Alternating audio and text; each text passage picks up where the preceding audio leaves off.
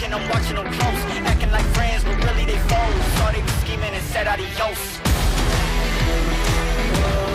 Yeah, I gotta get it. Yeah, by any means. Yeah, I gotta get it. I gotta get it, the mindset. Hey, back with a vengeance, back on the grinds, back to the business. Hey, God is my witness, they watching my moves like shows they binging. Hey, best keep distance, all of my haters send best of wishes. I get to the bag with the quickness, no I don't need no assistance, no. Yeah, no playing it safe, I said let's get it, you say not today. What can I say, if you ain't gon' go for it, get out the way. Yeah, got no time to waste, can't be with me if you're not at my pace. You're not at my level, you're not in my race. One foot on the gas, I'm pushing the brakes. Dancing with the devil, there's no recital. I'm killing competition, ain't no revival. I shoot it to kill it, I'm aiming for vitals. I'm showing no mercy when facing my rivals. Snakes in the grass, they're getting exposed. I know they be lurking, I'm watching them close. Acting like friends, but really they foes. Thought they was scheming and said adios. Yeah, I gotta get it. Yeah, by any means. I gotta get it, the mindset. I gotta get it,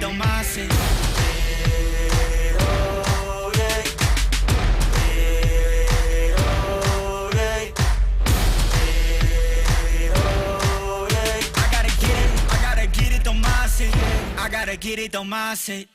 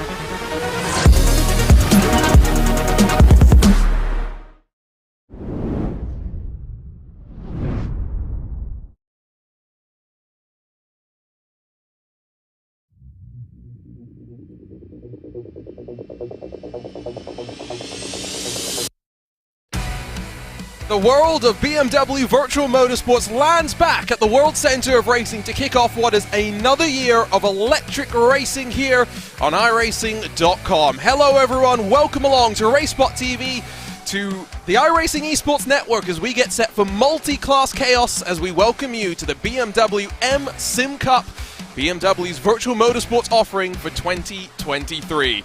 My name is Arjuna Kankipani, delighted to be alongside once again in the BMW commentary booth with the one, the only Lewis McLeod, and don't forget you can follow along with live timing and scoring when we get into the race itself by heading to racebot.wtf/BMW. Lewis, it's been a while since we've been together for virtual BMW Motorsports action, not just because you missed BMW Sim Live at the end of 2022, but we've had a bit of a delay. A month later than we would have wanted to start with this BMW M Sim Cup, but that's because we've said goodbye to the single class competition that we've had now for 3 years. We welcome the BMW M8 Hybrid to this BMW M Sim Cup. Yeah, for the few years that we've done this, obviously we used the M8, we've used the M4. We are still using the M4. I say multi-class racing for the first time in the BMW M Sim Cup, and I'm all for it. I like the idea of that slightly added bit of drama. Also, it makes it a bit more open to those coming through. We said this as well throughout the competition, is that this is open to everyone to come and take part in. There are multiple splits later on in the season. We'll see less splits, but it means that for a lot of these teams, it's their first time to make a debut in Split 1 on the broadcast and all that lot. To have it in multi-class just makes it a bit more open, a bit more approachable, and if anything, quite a lot more terrifying, because let's be honest, those hybrids are pretty quick. We're going to talk a lot, I think, about strategy still this year. Those that have watched the last 3 years on this BMW Virtual Motorsports journey will know that in these 2-hour sprints, it was all about fuel saving in hour 1 and then going as hard as you could in the second hour. Don't think we're in for that something too dissimilar here in the GT3s. Of course, GTPs will go about 40 minutes on the fuel, depending on what tracks we're at. So still looking pretty equally at 3 stints. The question will be, which driver do you place in for 2 stints versus the 1 stint? So let's take a quick look at our schedule, where we're going. One TBD later in the season that I know has a lot of people excited about what that might mean for new tracks available on iRacing. But we start in the Sunshine State, Lewis, first here at Daytona, and then over to Sebring. Yeah, got a lot of great tracks. And of course, Road America, Nürburgring, Watkins Glen, some staples we've had before in the calendar. Spa's going to be an interesting one. Obviously, everyone loves their own bit of Spa. Fuji, we've had some racing in VCO competitions in the BMW M Hybrid when we did VCO Pro Sim Infinity. It was actually an awful lot of fun. Road Atlanta, I think that's a highlight for the pair of us. We absolutely love the roller coaster that is Atlanta. Road Atlanta, and then rounding out the season, of course, in Suzuka.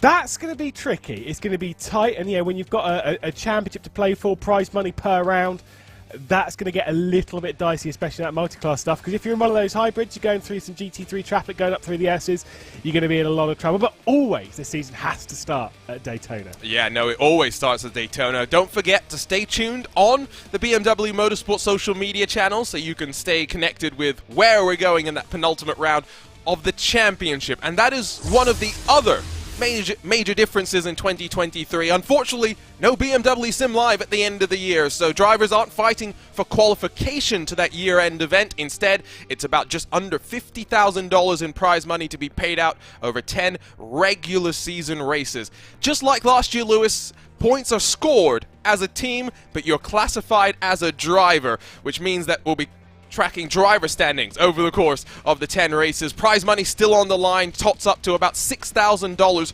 per race. You said earlier it's a public race. Anyone can join in, and as long as they make the top split, they are competing for the prize money. It's not a bad incentive to go racing on a Sunday morning. No, like I said, I was having a couple of chats with a few drivers yesterday being like, oh, you can't take part in this tomorrow. Yeah, it's open. You don't need to sign up 3 months in advance and go through some process where they have to go, no, you're in, you're not, you're in, where's the entry fee, where's this? You just come along, money is on the table for anyone in top split to go and grab. And like I say, absolutely love that. And like I say, it's not exactly a bad amount of money to be taken from a day's work, from a couple of hours of racing. No, it's pretty nice, and of course the team at iRacing helping to back all of this as well.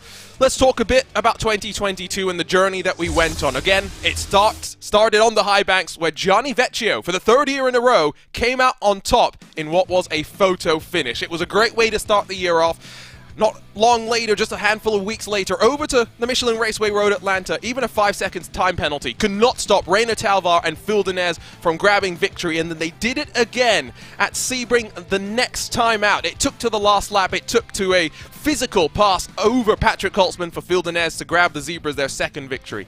Then a trip over to Germany, to the Nürburgring, and it was Kova's black and red stealth machine that was on top for the first time that season, not the last time.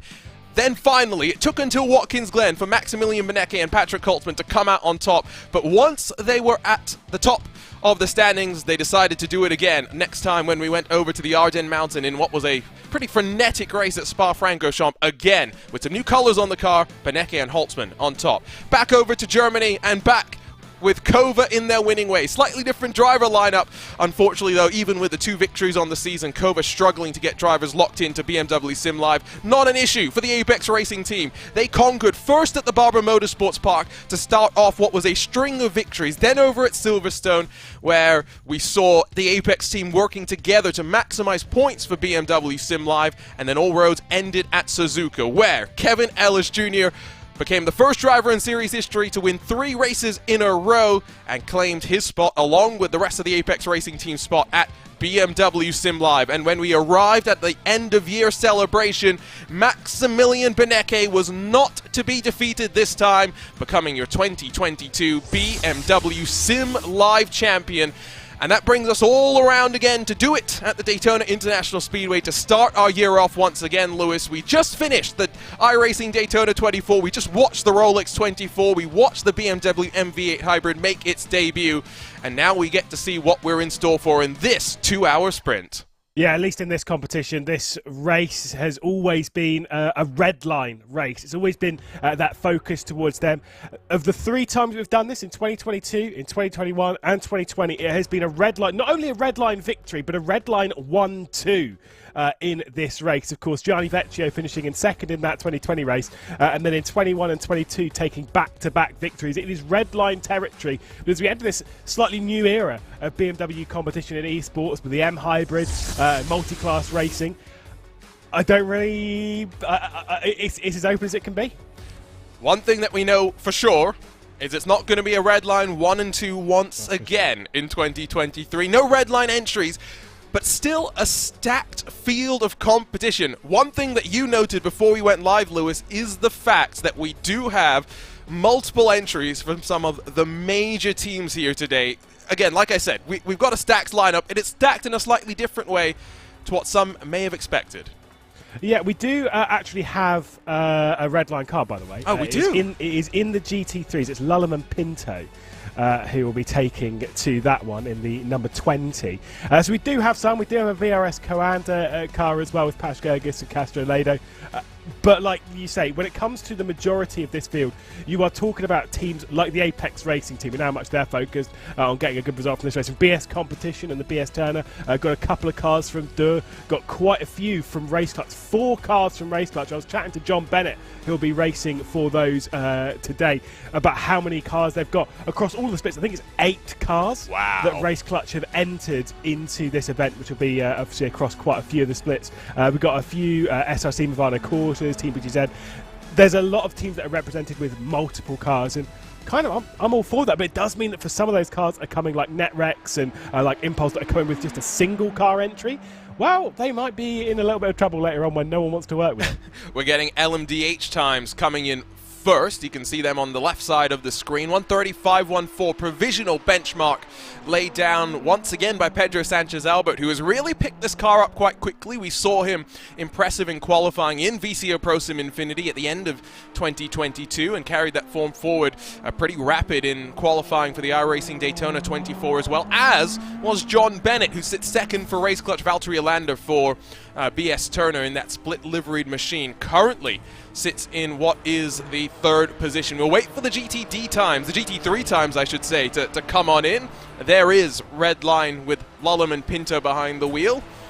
Already starting to get some times in from the likes of Ricardo Castro-Lado. We're going back in time, it seems like, because Castro-Lado was paired up with Pash Gergis. It's like being back in the 2019 World Championship days here, Lewis. Yeah, I know. It's like I say, it's bizarre times. Obviously, they've picked the wrong one because the number's in the wrong spot. We won't talk about that too much. Don't worry about it. We'll ignore it. You can see Lullam coming round. I'm liking the fact that LMDH and GT3 are both very competitive, right? It's kind of one of those things when you have the new class being the LMDH, everyone kind of goes, oh, right, well, we're all going to take the LMDH because we want the overall win. And so then GT3 gets kind of left behind. Absolutely not the case today. Like you say, you've got Team Redline, Lullam and Pinto. That is a scary lineup. And then, of course, you've got Arnage Competition Pink as opposed to Arnage Competition Green. I don't really know. And I did see that gap, 1,000th of a second. It is tight towards the front. Now gets to 100th as Urano Esports take at least a provisional pole position ahead of Obsidian. Yeah, this is going to be fun, isn't this? You've got 4 cars split by 400ths of a second. That's the next NetRex Grand Prix team electing to bail on what would be their second timed lap. Now 5 cars split by just over a tenth of a second. Make that 5 cars split by 600ths of a second because they are just trying to prove us wrong. How close is it going to be? Well, I think qualifying time's always difficult to judge. It's all going to be about the traffic management, especially coming through this, the Le Mans bus stop, the most crucial part of the track for traffic management, Lewis. Yeah, it's going to be a tricky one through there for sure. And like you say, when it comes to the normal race that we'd see around here, you're talking about going at it a little bit more cautiously when it comes to the 24-hour race. Obviously, yeah, still go for it like crazy. But in this, it's just a 2-hour race, a single 2-hour race. Prize me on table, yes, but some points, fair enough. But they're only focused on this one race and starting out in the best way possible. A couple of improvements there coming up towards the line, although not from the Arnage competition pink car. BS competition a 10th clear of Apex, and now Urano, who go up into 3rd as Elvis Rankin puts the Apex Racing Team 99 into 4th. If I remember correctly, it was the car that started this race on pole position with Alejandro Sanchez behind the wheel. Yeah, we did have an interesting race last year at the very front. It would not have been a red line domination if Alejandro Sanchez had not slid through his box in his pit stop, and would have been the bridge between not just himself and those front 2 red line machines, but an additional Apex Racing car as well. So it's going to be quite fun to see how it strikes out. For a moment, BS competition were 1 and 2 in GT3, but Reina Talvar, after getting pole in the BMW bank car for the iRacing Daytona 24, back on top in qualifying here at the Daytona International Speedway. A full tenth of a second, it should be said, quicker than the Apex Racing Team car. Look at the margins at LMDH, then look at the margins in GT3. Literally was about to point out the same thing. It's a 10th between 1st and 2nd in GT3, and then it's a 10th between 1st and 6th in LMDH. Incredibly tight margin. Of course, a lot of those teams would have put in an awful lot of work to the LMDH a few weeks ago when it came to getting prepared for the Daytona 24. And some of those might not have prepared quite as much for the GT3 as have had to prepare fully for this event. That can cause some issues, but right now, Urano Esports Data Group, they are the team to beat. But I wouldn't necessarily say that the victory is theirs because it is way, way, way too tight. Yeah, we've got a long 2 hours ahead of us. It's going to fly past, don't get me wrong, but it's going to feel like an eternity, especially once we get into that traffic management part of the race. Do remember, live timing and scoring available if you head to racespot.wtf/BMW. My name is Arjuna Kangipati, back alongside with Lewis McLeod as we are ready to go once again in the world of BMW Motorsports. Thanks for joining us on the iRacing Esports Network and on RaceSpot TV, but qualifying is in the books.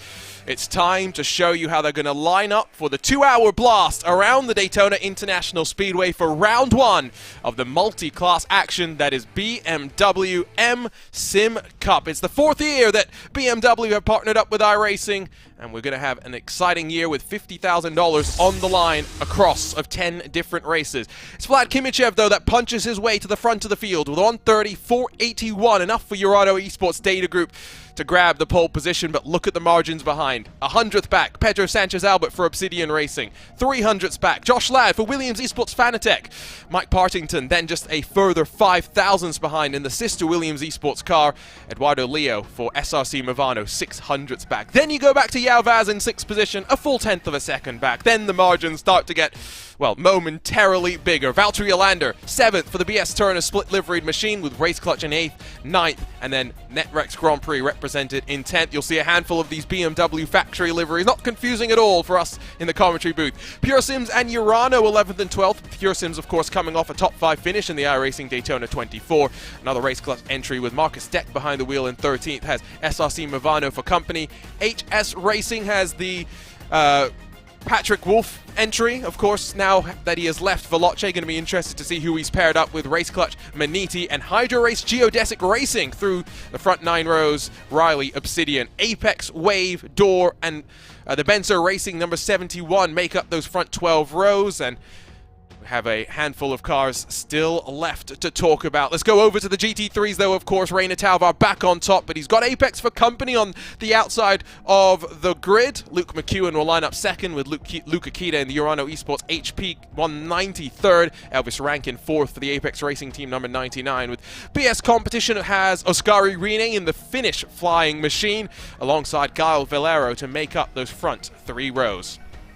Back in the 7th position is Florian Lebigra representing R8G Esports. Team 7 and Matti Siepela behind the wheel, with Damon Woods, Nicholas Rubelar for Dora Esports and Arnage, the rest of the top 10.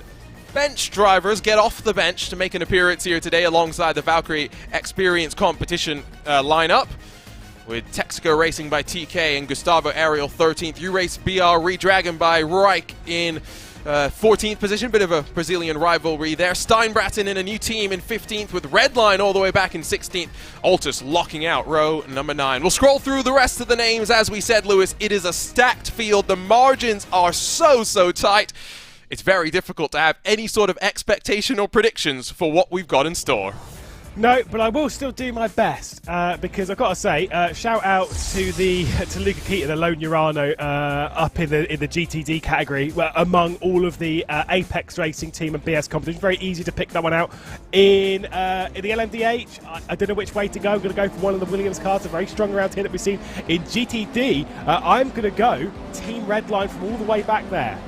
Ooh, bold from Lewis. We are back in the Sunshine State, where BMW Virtual Motorsports picks up once again. It's time to go racing for multi-class action in the BMW M Sim Cup. We're green flag racing at Daytona, and already the LMDHs are underway here. The GTD storm their way towards the starting line as well. No split class start, remember. LMDHs funnel through the opening corner, safely being able to navigate their way through, but this is where it will all start to check up, and already one car off the road in the form of an SRC Movano car, but the rest of the GTPs, Lewis, work their way through safely. Yeah, got a couple of side-by-sides, of course, going up towards the kink. You got Dom Hoffman trying to hang it around the outside. You can see in the background there, just trying to keep it through the kink. Single file up towards the front. We saw them down towards T1, going single file with a BS competition car leading the Apex train that was on the inside, using that as a bit of a power car. Urana getting dropped backwards a few positions, as you kind of expect in that spot, but even further than even they would have expected, behind even Oskari Rine now to 6th spot. Yeah, the LMDH is already back onto the banking. Not much separation at this point in time, but of course we're going to see them split up as we get to those first passes through traffic. Track position never the most important in most races, but in a race as short as this, just 2 hours, that first pass through traffic where you will get split up by half a second, it will very much make the difference as to how the rest of the race plays out, how drivers approach the fuel saving over the course of the stints. Like we mentioned earlier, Lewis, about an hour for the GTDs, definitely not getting to around 40 minutes or so in the GTPs. Yeah, they're, like you say, aiming for that kind of margin to do it on a two-stop race, but with it being a two-stop race, being a two-driver race, how do you kind of play that? You've got to, at that point, in the GT3s, it's quite easy, and it has been in the BMW competition before, where you split it 50-50. In this, not the case. Got plenty of side-by-side going through that first corner. Again, as you would expect, Obsidian getting past SRC Movano Corsa Verde, and again, a couple more dives coming down into the International Horseshoe. You can see one there of those BMW colour, very easy to pick, although we wanted the race clutches, I'm absolutely sure of it, because no livery on theirs. And look at this in GT3. Yeah, we got a bit of a battle in towards turn 1. BS Competition and the Apex Racing team not making it the easiest for us. Blue and white, also a popular set of colours. Reina Talvar will be lucky this time that he did not get the bump from behind into turn number 1 like he did in the iRacing Daytona 24. And his teammate Oskari Rine is trying to close up and work together at the very front of the field. The one place that you do not want to be in this GT3 field is at the very front, punching the hole in the air and towing everyone else around you and allowing them to do the fuel saving. Got to make sure you work together. Rine now up to 4th. Yeah, it's a good move from Oskari Rine to get past Gael Valero there. I think it was Gael Valero anyway. Just making a little bit of a spot up, nothing major, but it was tidy. There goes Reina Talvar from the race lead. BS Competition has a spinner as they work back onto the banking, and that has caused chaos. I have no idea what happened. I just saw the Reina Talvar machine going around with puffs of smoke, but drama at the front of GTD. Okay, so the reason why we're confused by that is because that's the kind of spin that me and Arjuna would pull off. Not necessarily drivers at this kind of level, unless it was assisted. Very easy to assist that one, of course, as you're heading back out towards NASCAR 1 and 2. But that is a very, very odd incident. Let's see. Does get some help. Definitely assisted. But was he maybe a little bit slower? Oh, and he just that is some hard hits after the fact as well. And the new damage model getting a bit of a workout here. We'll get the run all the way in towards this moment, and we'll jump on board. It looks a lot more innocuous from that angle, I've got to say. It's not a good look for the Apex Racing team, I'll say that. I mean, it's so easy to do when you're on board. You're not quite sure exactly where the front of your car is, but he definitely pushes the Red Salvar around. But there's going to be some 3 wide here either way. Apex Racing team, either side of a BS competition. Very scary indeed. Ascari Rene trying to slot the middle and get around the outside through the international horseshoe. At the moment, the advantage being held by Luke McHugh and Ascari Rene, Elvis Rankin, and then Gal Valero. Apex Racing team all over the BS competition right now. Yeah, and it's a 5-car breakaway. Luca Kita's hanging strong with them, but then it's 2 seconds back to the bench drivers number 3 that are already up 5 positions over the course of the start of this race. And don't forget that if Ascari Rene gets passed by the 99 and the 97, Lewis, we know what we're in for. It's going to be a bumped drafting fest for the Apex Racing team as they try and pull away for the 3rd time in as many months here at Daytona. Check back in with the GTPs, the LMDHs very quickly, by the way, because it's been somewhat exciting there. Vlad Kimichev trying to run away to some degree, but Pedro Sanchez-Albert has been able to get back past Josh Ladd in the Williams Esports Fanatec entry, and now trying to close the 1.2 second advantage to the front of the field. Yeah, it's kind of hard to describe where the breakaway really is, because you'd say that Urano Esports Data Group, they have pulled away, but that 1.2 second margin, if you start working together a little bit, you know, not trying to race too hard, you can close that margin down. It's when it gets back over to 1.5 to 2 seconds, that's when the margin's a little bit too big. But even at this kind of level, if you get a decent exit coming out onto NASCAR 1 and 2, you're close enough to take the advantage of the slipstream. My goodness, Ascari Rene was trying to slot in behind there. That was scary. Yeah. My word. And I think, to be fair, I'm a big Ascari Rene fan. I think that's likely more on him because the 99... Elvis Rankin is running the white line and cannot do much else other than run the white line. We managed to survive. Luke McEwen and Gael Valero now slot in 3rd and 4th positions. It's going to be McEwen back down the inside of Ascari Rene through the first of the hairpins in the infield. GTD is a lot more feisty than I would have anticipated. We said, we know the story of most of these races in GT3. 1 hour of fuel saving, 1 hour of attacking. Not what we're seeing here today. No, and I think what we're also, we've not really caught too much of what's happening behind in this pack, but you're absolutely right. I mean, let's say, for example, you're a team like Team Redline, a team that we would expect to be towards the front. You're Diogo Pinto, you're in Chris Lulham's ear right now.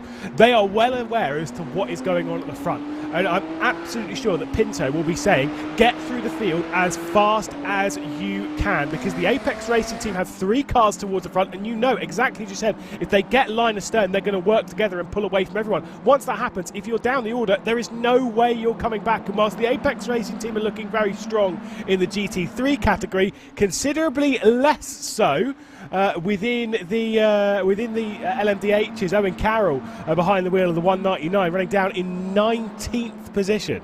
Yeah, it's been pretty crazy. Don't forget, we do have live stewards for this top split of competition. They will have some post-race penalties to pass down to any drivers they judge as being on the naughty step. So been a few of those today. Yeah, it's going to be busy for Hugo Luis, Paul Smith and Randy Cheneth, that's for sure, just like it was for most of last year when it came to our live stewards having to stay on top of everything. Still have not got to the point where traffic is going to play a major part. You can see as the first of the LMDH runners works through the bus stop, they're coming onto the back of spots of it, well, single cars, but they still got about half a lap or so to go before they'll get into the major flow of the traffic. And from there, I have no doubt the intensity is going to be ratcheted up even further, Lewis. Just thinking back to what I saw in the iRacing Daytona 24, I didn't think they could be much more aggressive, but that was a 24-hour race. This is a 2-hour race. There's I've always said this, there's a reason why in a race like this I would always take the higher category, and it's not because I think of myself as being that good. I'm certainly not, as Ascari Rene and Luke McEwen continue to battle it out, riding on board with Luke Key, to seeing all of that happening ahead and thinking, I'm just going to fuel save, to be perfectly honest. You lot can all battle it out. Ascari Rene, though, is doing a favour for the entirety of the pack by just trying to stop all three of these Apex Racing Team cars from coming together, but it might well come to a close here as we head into NASCAR 1 and 2. Rene drops behind Luke McEwen, but ahead of Guy Valero. But when you're in that higher category, you're the one that's making the decision. When you're in a GT3, especially when a few of those LMDHs come across this, they will split this group apart big time if this group isn't careful. And that's what they have to be a little bit aware of when those LMDHs get to them, that they are going to fly through without a care in the world about their battles. And this is still where I think we should expect the most drama, with the traffic to come in through that bus stop. As it's already started. Graham Saunders collects one of the Door Esports cars, or maybe it was the other way around. We'll have to grab a look at the replay to figure that one out. But check back in with GTDs, and bump drafting is becoming a thing. Meanwhile, GTP leaders have really closed on up as Vlad Kimichev has been checked up by the traffic. Here comes Pedro Sanchez-Albert. Yeah, this is obviously this is good for the chance of the race. It's not very good for Vlad Kimichev, who built out that 1.2 second lead. Pedro Sanchez-Albert now there.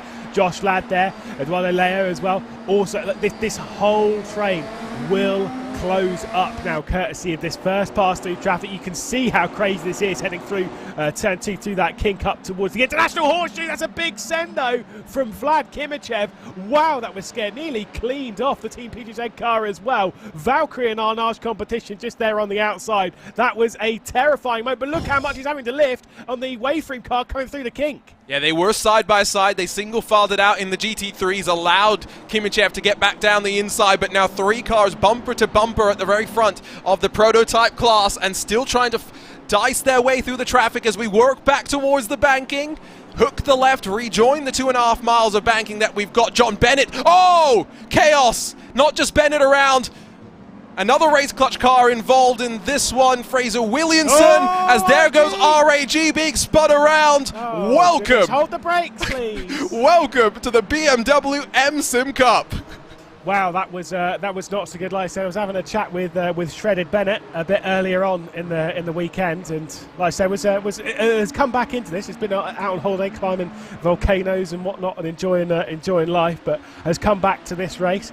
I think it was pretty excited to get back involved in this car. That is not the way you would have wanted that one to go. Now down to the back of the LMDH field. Let's take a look, see what happened ahead. So this was first with Graham Saunders in...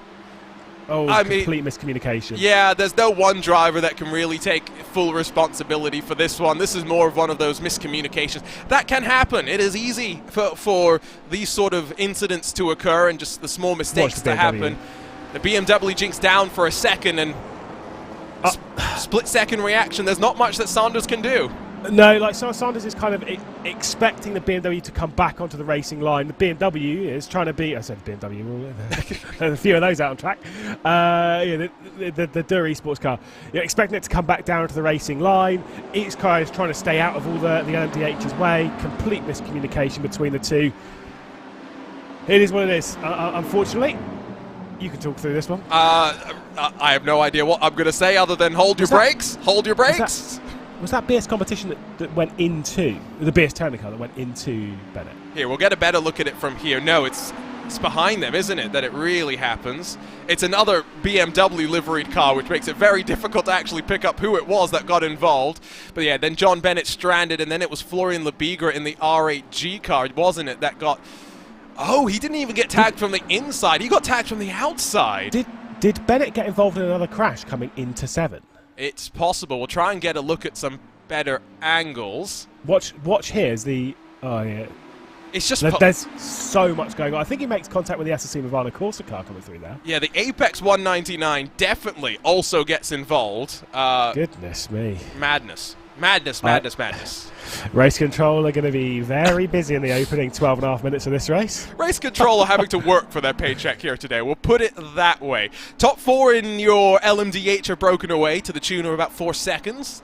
They're split by 1 second. Urano, Obsidian, Williams, SRC. So good to have 4 different teams represented at the very tip-top of the field. Already your LMDH leaders have cycled past the GT3 leaders, where we do have now the Apex 1 and 2, BS Competition 3rd, and Apex 4th, Urano 5th. The gap behind them has somewhat come down as well, so don't totally discount the GT3s from closing in somewhat, but reality is now, with Apex 1 and 2, you'd expect them to work together and pull away like they've done so many times here at Daytona.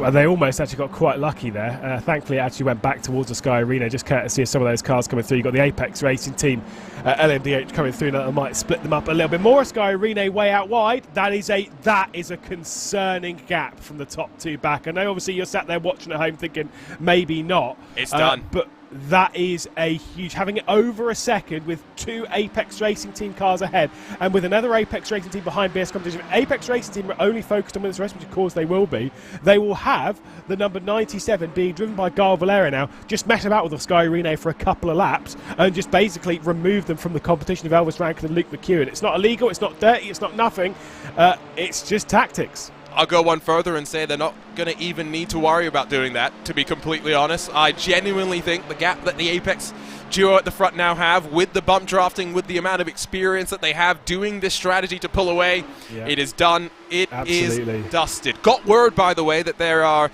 some major technical issues right now in Italy. A lot of people having some issues with internet connections over there, and so it has affected a handful of participants, not just across of the iRacing service, but in this specific race as well. Michele Costantini in that Apex 199 car sent me a message saying we wanted to qualify, but I couldn't qualify, and so Owen Carl had to jump in for the race start as well. So just keep that in mind. There are a handful of these teams and drivers still trying to salvage some sort of a day out of what could have been a much more difficult day. I will say, though, for Apex at the front of this GT3 field, Lewis, they're on track to, knock on wood, make it 4 in a row in class, which is a continued first in the BMW Sim competitions. However, no Kevin Ellis Jr. means a streak of 3 in a row technically will come to an end. Yeah, but yeah, like I say, Apex Racing Team are starting to dominate within the GT2. I would say starting to. They're just finding their form in this class. I just want to say, by the way, when it comes to that Italian internet thing, that is not the first time I've seen that. In Season 8 of the Virtual Endurance Championship, which is in 2000, this was in 2016, might have been 15 at this point. No, it's definitely 16. And we had a race at Sebring. This is on R-Factor 2, but we had, there was, I think, 7 teams with Italian drivers that all just disconnected from the race straight away. And I remember thinking to our teammates, being like, what just happened? And obviously you then Google it immediately and be like, what's going on? And it's like whatever ISP it was just down. It just went down immediately. And so any Italian in the race just got disconnected straight away. It happens. No, yeah, that's the wide world thing. We had it in the NASCAR Coke series. We did. Not long ago, didn't we? Was it 2 years ago? A year ago? Yeah. No, I mean, it's not uncommon. Knock on wood, I have not been affected by it ever, which is just really funny if this broadcast goes down. I was going to say, it's just asking for trouble, or it's asking for one of our channels to go down. Which has definitely never happened in the history of the BMW Sim GT Cup before. For those wondering about the nomenclature, 2020 BMW Sim 120, 2021, 2022, BMW Sim GT Cup, 2023. It's been rechristened the BMW M Sim Cup. It's all the same competition, just with a different name. Yep, which it's not the most confusing that I've had to deal with in sim racing. So it's absolutely fun. we have some pretty confusing names in sim racing. Oh yeah, and then you've just got some teams which constantly change names, which is really good fun. And then you've got some teams which are stuck with a name for so long that when they remove a certain name from it, like Triton, for example, or DV1. I cannot. It's still even now like it's DV1 Triton. I'm like, no, it's just Triton. There's no DV1 in there. You can't help it. This is where you're idiots. Yeah, there's a couple of teams that do have to be careful with this. For example, Altus Esports. For the longest time, it was Logitech G Altus Esports. It's not Logitech G Altus Esports anymore. It's just Altus Esports. Yeah, which I can't get out of that one. No, I know. Trust me, I've had the issue too. Then you've got it's no longer the Alpine Stars Geodesic Racing Team. It's the Hydro Race Geodesic Racing Team. Again, going to take a while for that one to really have sunk in properly. Race Control has already been busy, by the way. the 89, so that's the Reina Talvar machine, who has already retired from the race, unfortunately, gets a 15-second penalty. Now, this may be a separate incident from the one that we actually saw take him out, because the description here was entering the oval, the 89 gets into the back of the 99, who was the class leader, and at the time that Reina Talvar went around, he was definitely the class leader. Is that the wrong way around? It's either the wrong way around or it's a different incident that we missed. That is entirely the entirely. I mean, you're the broadcaster. It's also very, very possible at the end of the day. Like, there's been so much going on, Lewis. We could have missed all of it. That is why I didn't read it out, because I was looking at it being like, is that the right way round? Because I was like, the 99 was like, it's guaranteed that is surely that is a penalty because he spun Reina Talvar around. Maybe we just looked at it wrong. I mean, let's be honest with the liveries. The one other thing that we hadn't thought of is that we could have just mixed up the liveries, which is very easy to do because BS Competition and Apex Racing Team look identical in these races. Why I'm kind of glad they're now separated by 3.8 seconds. It makes my life a little bit easier in the commentary booth. To be fair, BS Competition decided to try and make it a little bit easier for us because I do like this livery. You got the Finnish flag on one side of the car. Makes it quite simple. Yeah, but what colour is the Finnish flag? True. It's a different shade of blue. It's a different shade of blue. Oh dear.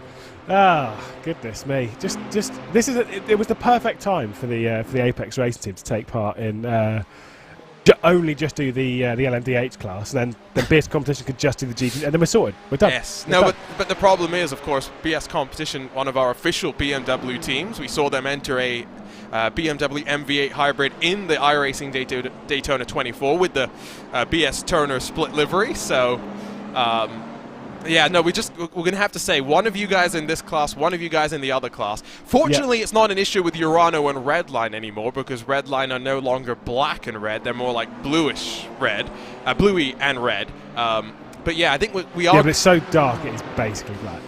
Yeah, but you can tell the difference. Yep. No, I will. No, do you know how I know I will? Because I saw the picture of Diogo Pinto getting ready for a certain other competition yesterday with a different German manufacturer.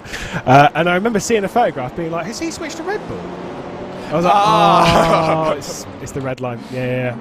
No, it genuinely, it caught me out for a second. It's that dark blue. It's got the red on it, and then it's got a Red Bull logo on the side. Obviously, that is definitely that is definitely. Yes, no, it's the way the sun bounces off it with the spec map as well. Exactly. You got some new patterns on this car as well for 2023, so there are a few changes to that livery compared to the one that Maximilian Benecke took. I like it. I like it too. I think it looks pretty sharp, and of course the good thing is that if we ever do get multiple Redline cars, we know that it will be Team Redline red, Team Redline yellow. They'll make it obvious for us. They do. They are normally very good at idiot-proofing their cars. They are up 7 positions, by the way. Well, I mean, they're not going to win, though. No, definitely not. That is the problem. Just to clarify, the reason why we're saying that is because this is not us trying to commentate as curse or anything like that. We've commentated on the Apex Racing Team enough that we know how good they are. The Apex Racing Team, when they get first and second like what they have, they are just going to destroy the rest of the field. Like, that gap will grow insanely unless they reach a point where they have such a big lead they just kind of back off it and stop taking the risk, or they come across some unbelievably poor luck. Like one of them, they're going to win. Like, sorry to break all of your hearts watching, that's just the case. That's the reality of it. The battle for third, though, absolutely is still on. Yes. Oh well, until they come together, which I'm not discounting as a very realistic possibility at this point. Battle, by the way, inside of the LMDH Class Cs, the Wave Italy Racing Team and Yuta Saito are trying to go around the outside of Owen Carl.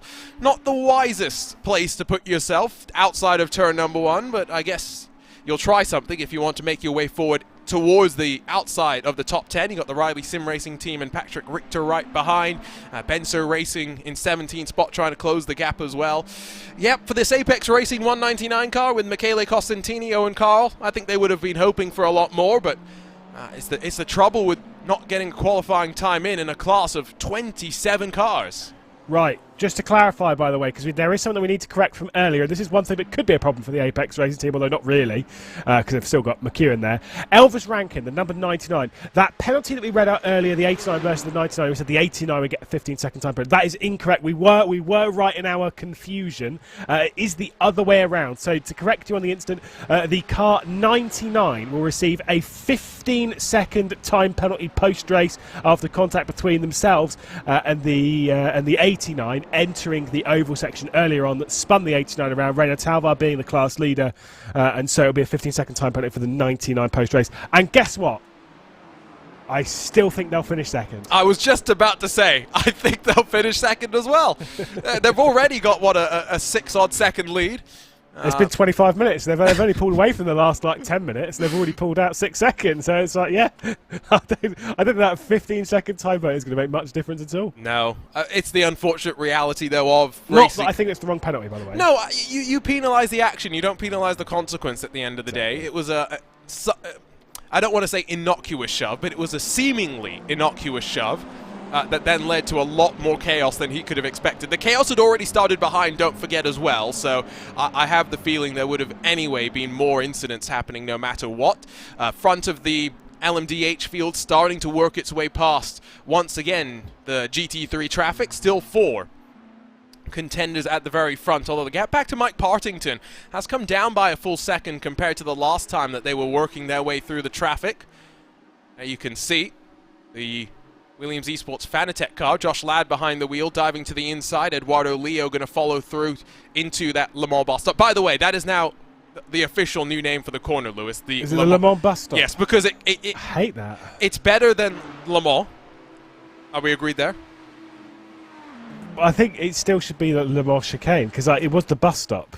No, I guess you wouldn't really call it bus stop chicane. But, yeah, no, I think Le Mans bus stop, I didn't come up with that name, to be fair. I think it was DJ Clark. It's a mouthful.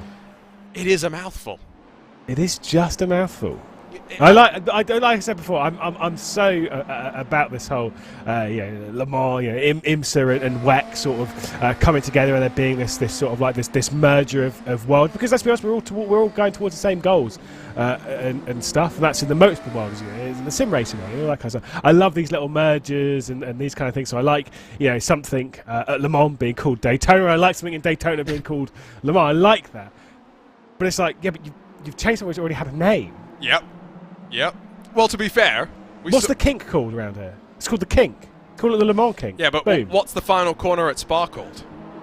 Yeah, it's called the bus stop. It's not the bus stop anymore. No, it's just called a chicane. Yeah, and even the naming story behind No Name Corner is... It's got its own history. It's got a few names. Yeah, no, I mean, every corner at Spa has to have legally at least 2 different names. 2 or 3 different names, yeah, so everyone can completely disagree. So everyone can completely disagree. I was in a commentary booth with Addison and he called it Bruxelles, and I was like, oh my god, I'm about to kill this dude. Yeah. What tracks do we have coming up that may... we don't have any tracks coming up other than... No, we just got Road Atlanta. We got Road Atlanta. Arguments there. We're going to have arguments at Road America. Turn 2 is not turn 2. Turn 3 and 4 are not turn 3 and 4. Oh, yeah. No, I think for Road America, for everyone watching now, we're going to say this now, and we're going to do this. Me and Arjuna, we are going to make our own track map, and we're going to number the corners our own way, and we're going to go with that. Yes. Sorry. What is going on compared with first and second versus third and fourth? Last lap, it was about 1.1 seconds the difference in time. This time by, it's 1.4 seconds slower for the third and fourth place battle, as they almost find out exactly how treacherous lap traffic can be. The gap between first and second, Lewis, is now up to the 8.5 second threshold, half of what the 15-second penalty is going to be. I think next lap, I think we should ride on board with Luke McEwen and see why the Apex Racing team is why they're so much faster. What are they doing, and how are they bump drafting, and why is it so much faster? We'll see it here, obviously, as we head back out into NASCAR 1 and 2. And you can see slightly differing lines coming out there, but it means that they meet right here perfectly. McEwen's got a lot more speed coming off this point, but it means they've already met. They're not having to close up and meet about now and then do the bump draft now. They're taking all of that speed, bump drafting, all the way around here. They know exactly how they're going to come off of NASCAR 2 up towards the wall.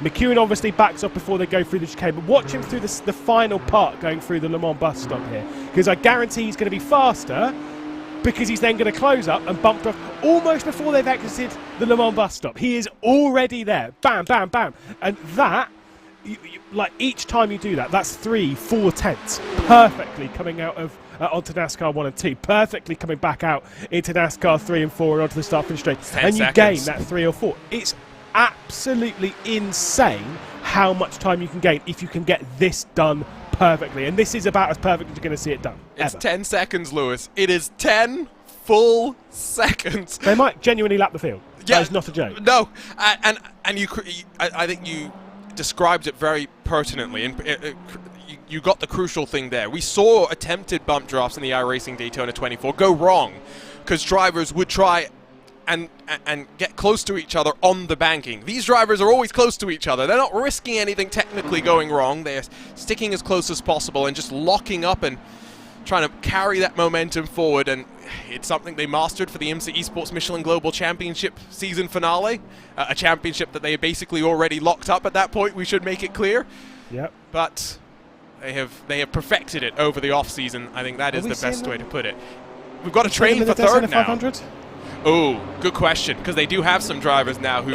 If they've got that level of bump drafting, surely. Well, they've got Parker White, who is going to be racing for Kanani Sports in the eNASCAR Coca-Cola iRacing Series, if I remember off the top of my head. His bump drafting went really well at the day. Yeah, that was the example that I was referring to when I said you want to be linked up before you get to the banking rather than trying to link up on the banking.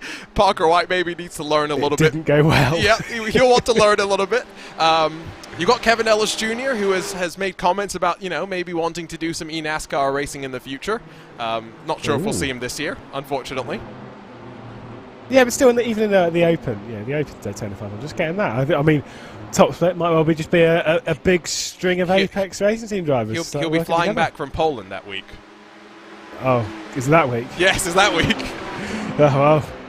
It makes two of us. Yeah, no, exactly. Well, not on the call to be fair. Yeah, no. Well, yeah. You're not invited. Two-time Simi Award winner, really digging into me now. 12 seconds at the front of the field, and now here comes Urano, here comes Redline, because Lolland has gone from 16th to 6th. Still has the opportunity to get up into third position, you'd say. Say goodbye to any chance of getting to the top two steps of the podium. Unless... Does anyone want... if any iRacing staff member is listening, just log into this session and accidentally hit the safety car button. Oh. That would be spicy, wouldn't it? Accidentally, though, of course. Of course. This is about live race control. We should have the... But actually, no, again, we've said this whole kind of stuff. We've said this a lot. We've experienced cautions now in the IMSA Esports Michelin Global Championship as well. When we were doing the championship, we were kind of discussing the positives and negatives of having a safety car in the race. We've said that there are positives and negatives, and I like to have races that have both. So I like the idea with the official iRacing endurance races, like we had with the Daytona. There is no safety cars in it. I like that, because you get to see the strategy perfectly executed from start to finish, and there is no comebacks, no saviours, no nothing. If you want to win that race, you have to basically be perfect for a day, and it's similar. In this, you have to be perfect for 2 hours to make sure that you cross the line first. And I like the fact there's no safety cars, but I'd like an alternative championship in the same kind of vein, like we've seen before, where you have a 2 hour race, or in that case 2 hour 40-minute race over with the M Series Sport stuff, 2 hours 40 minutes, where you do have safety cars, something to like say spice up, so you get to see both sides of it. I like that idea in sim racing, that we don't have to just have one type of challenge. We can spice it up by doing our own little things here, there, and everywhere. To your point on the 2 hour and 40-minute races and getting confused with the time, I always never know. 2.4 hours, is that 2 hours and 40 minutes? Is that 2 hours and then 0.4 of an hour? 2.4 is 2 hours and 24 minutes, mate. That's what I thought it should be, but apparently 2.4 ends up being 2 hours and 40 minutes. In some cases, it ends up being 144 minutes, I think. Which is 2 hours 24? No, sorry, I'm getting confused. Some I've seen do 2 hours and 44 minutes, which confuses me even more. Oh, that's not right. Yeah, no, so race distance. That's like 2.7. Yeah, no, exactly. Which that doesn't roll off the tongue. No, that doesn't roll off the tongue at all. 2.7 hours of Daytona. Yeah. Oh, God. 14 seconds, the gap now at the front of the GTD field. GT3 field, I should say, in this particular case. Yeah, 30 minutes in, 25% of the way into the race, and already the Apex Racing team have minimized the impact of their penalty. Yeah, it's going to be, at this point, it's going to be an Apex Racing Team 1, 2, 3. I think Team Redline can potentially put a stop to that. But like I say, it's a big train for third. I mean, you can see it here. It is a long, long train for third. There's a lot of teams that can stop this being an Apex Racing Team 1, 2, 3. It's just that no one can stop this being a 1, 2, which... Let's go back to the stats when it comes to, I've said before, Team Redline have won this race, at least obviously when it was GT3s, GTEs, they've won this race 3 times on the bounce, right? Obviously very unlikely to win this today, but it has been a 1-2 in the GTE and GT3s over the last couple of years, so at least we're keeping to that trend, because realistically it should be a 1-2. Yes. In that category, so that one's holding firm. In this category, less so. Very, very open between the top 4 right now. Vlad Kimichev holding a 2/10 advantage over Josh Ladd, who I'm not necessarily sure will be wanting to push to the very limit of course, because we are quite close to that first round of pit stops. I think this is one of the interesting points of the race where at the front of the GTP field, LMDH field, they're having to decide how aggressive they want to be. Josh Ladd will poke his way to the outside. I think more trying to set up the cutback, but Kimichev on the apex parks it nicely. Good defense there. Josh Ladd has a rocket ship of a car. We know just how quick the Williams Esports machine is. Of course, Williams Esports coming out on top in the iRacing Daytona 24, although... Oh, yeah. Yeah, I think the less that we actually harp on it... I was going to say, this is chat being set off at the moment. Nice. Yeah, the less that we harp on that, the better. The reality is, just to get down to the heart of the thing, though, the Williams car was the fastest car in the iRacing Daytona 24, especially during the race itself, when it really actually mattered.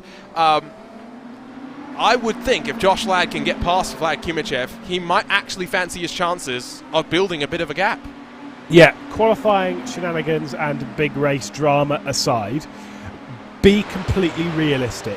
The Williams team in the LMDH in this car, they were the fastest. There's not much question in that. They are extremely fast in this car. They have figured this car out very, very early, and they are looking really, really strong right now. And I'd agree. I think Josh Ladd can make his way past. It's just about making your way past at the right time, because right now if Ladd gets through, well, he's got Vlad Kimichev right there, so what's the point?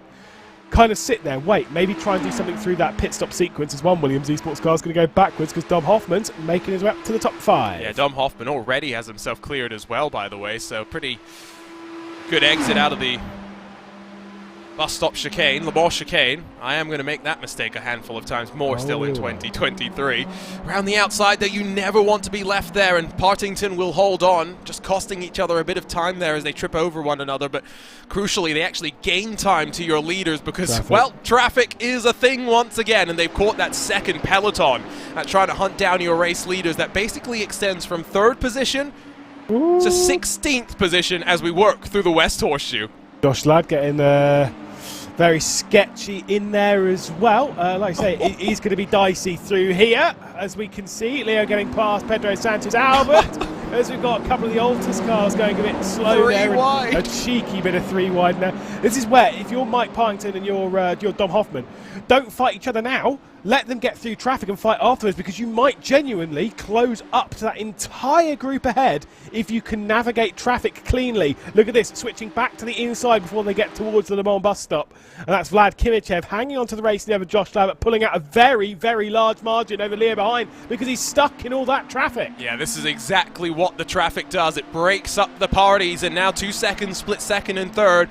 2 cars at the front of the field as we get closer and closer to the pit stop window. Remember, about 40 minutes where we expect these LMDH machines to work through the tank of fuel. Fortunately, we don't have to be working about the virtual energy that they did have to figure out in the real world. That did seem rather confusing to work its way through. I did get a note, by the way, from some of our staff behind the scenes at RaceSpot that they've confirmed that Italy is in the midst of a major internet outage, with a lot of the impact going through one particular ISP. Josh Ladd down the inside, though, at the International Horseshoe. Not going to hang around now that they've left Obsidian and SRC Movano behind, and Williams Esports are at the front, Lewis. Yeah, indeed. Like I say, big drama there for Italy as a whole when it comes to their competition in esports. That's obviously the main issue there, not all of that. I mean, to be fair, internet going down, we kind of treat it as a bit of like, 21st century problems. It's a very big issue, so we'll keep our fingers crossed that not too much major is going to go wrong over in Italy, and they sort out their issues ASAP. But keeping our eyes focused in this race, what was a 4, potentially even closing in on a 6-horse race for this, it's split out massively. Josh Ladd and Vlad Kimichev 2-second lead. I thought I was hearing a lot of lifting off there from Vlad Kimichev. I'm not sure. I think he's still pushing all right. Pedro Sanchez Albert 2.3 seconds back. Eduardo Leo, obviously, Leo is still in that 3rd and 4th battle. Mike Partington and Dom Hoffman have closed in a fair amount, but obviously that's now to 3rd and 4th, not to the top 2. It's a big gap for these two when we're approaching that pit window. Let's check out. Ooh, that's another BS competition machine. Whoa. And that is why Marcus Deck, in another one of our Race Clutch entries, is now unfortunately speared out of the race. They are having a bad day in the Race Clutch team. I did get a message from John Bennett kind of showing some of the things that happened in there. Oh! Yeah, not pretty. Razor, Williams Esports Razor, Partington having a problem. Yeah, Partington down from, what was he, 4th to 8th position now. And, well, I think you could put the puff of smoke and the spun car around and say 1 and 2 added up together to have a bit of an incident. Meanwhile, at the front of the field, Josh Ladd lost the race lead to Vlad Kimichev. It's starting to pick up once again. Yeah, and again, the gap coming down. Obsidian, Pedro Sanchez Albert, who we said before about how fast he was in VCO Pro Sim Infinity. Let's take a look once again as to what happened with Partington. Was it so low? Surely not with that kind of line coming in. Oh, rear end, too much speed. No, it was so low. And it wasn't even what we tend to see with this GTP car, where it's the rear brakes that lock on you early in the braking phase. This seemed just though too much speed, trying to hold off the challenge from behind, and you can see as it works off of the banking, the rear end just unbalanced and it steps around. Yeah, like I say, so easy to do. I mean, this car is pretty sketchy on the rear end. You kind of look at that rear wing and think, surely not. But in the braking zone, absolutely, this rear end is wild. And like I said, it's typically early, regen, etc., etc. Here we come. It can be very snappy, but not that late. Yeah, pit stop's underway just after the 40-minute mark as well, and look how deep Pedro Sanchez Albert sent that one in. Was it too deep, though? I think he's good. I think he's good, because you could just see the car slow down in the nick of time. Confirmation, I don't see a penalty on screen for speeding, and so we get the first cycle of pit stops then, and it's a busy pit lane. No one's been able to extend further than anyone else, really. Yes, we had a handful of cars come in the lap before, but I think more just trying to put themselves off sequence from the rest of the field, Lewis, because we kind of got a sense of the pit entry here. Yes, you've got plenty of width, but it funnels down very quickly, and you do not want to be caught up if someone else has an issue. I will say, Pedro Sanchez Albert did cross the line at 92k. I just Close had a look. enough. And the speed limit is 88k, but I think then drove for enough time at like 85, 86 that I think it negated the penalty, because it's not in iRacing, it's not a 1-to-1. If you're over the speed limit, you can counter it by getting under by enough, because of how essentially it is in NASCAR. It's done in segments. Yeah. Exactly, it's an average per segment, not in the whole lane. It's per segment of the pit lane. So if you can get under it quick enough, essentially you can bypass that penalty if you're coming in very hot. Still, slight mistake, and yet still has done wonders with it, has Pedro Sanchez Albert, gotta say. Yeah, it did close the gap back up to the leading duo, although on the left side you'll notice that it is no longer 91 that leads. It is the HS Racing Sniff, number 11, with Paddy Wolf behind the wheel. 19 laps into a stint, did pit in the couple of early moments that we had, and so we will get him back down onto the pit lane in a handful of minutes' time to circle through his pit stop requirements. Probably about 8 or so laps before we'll see him come back on in. Check back in with GT3 leaders, who are now 22 seconds clear, Lewis, of those behind. It's a very impressive, right? Like I say, I mean, part of me is sort of like, well, you wouldn't get GT3s doing this. I'm like, yeah, but you would. If they could, you would genuinely get GT3s doing this all the time. You get us running pretty close and using the aero push and that kind of stuff. But it's just... I understand how frustrating it is for the rest of the class, but when you're seeing it done so beautifully, look, we're seeing from the 99 and the 98 right now. I mean, we've been accused of our biases and such in the past, and that would probably lean itself towards the Apex Racing team sometime. We do get along with them quite well. We get along with quite a lot of the teams quite well. Oh my goodness, that was scary. It's just how well the top two are doing it right now. It's perfect, and when you're seeing something being nailed so perfectly, I mean, Luke McEwen and Elvis Rankin are just so in step with each other, first and second, that they are decimating and making what is a quality field look average. Average is probably not fair because average for this level. Still many steps above me, but yeah, certainly not the drivers they actually are. They're making them look less good. Less good is the way. I think we should. Less good. Look at the English, the language coming out of the two-time Sibby Award winner Lewis McLean through the bus stop. The leaders in LMDH work their way through. Paddy Wolf has lost a lot of time, but more significantly, look at who got a great run out of that one. Eduardo Leo to the outside of Josh Ladd, just timing the exit of that Le Mans chicane almost perfectly. Does, I think, end up running out of hybrid power. Tucks back into line for now, but once again it is a four-car train that builds itself up. Whoa! Only about 2 and a bit seconds back to Dominic Hoffman as well, who will be trying to close his way on. Goodness me. Sanchez Albert to the inside, and Eduardo Leo wiggles his way through the braking zone before deciding, you know what, you can have third position for now. Josh Ladd's lines there across the entirety of the start-finish were absolutely terrifying. I'm not 100% sure as to what was properly going on there, as we can see Valtteri Olander making his way past Team Miller Kangas in the Race Clutch green car. I mean, Race Clutch have had what can only be described as a pretty dismal day thus far, just having a couple of cars left up. I was going to say one car left up in the top 10, but they've actually got two in Formula 28 and the 21. Miller Kangas driving the green car, and then Rick Yonk driving the Race Clutch blue car, which you'd be forgiven for saying, but they're all BMW livery. Yes, they are, because Race Clutch they forgot a livery. Yeah, they forgot RaceSpot.media. The link's not changed. The link stayed the same since the 24-hour as well. Sorry, I mean, I did have a massive go at the Race Clutch team after did the 24-hour Le Mans virtual. They were running the Alpine cars. Both of them appeared in the same livery with a different number on the side, and I just said to their team owners, "That's not very good, is it?"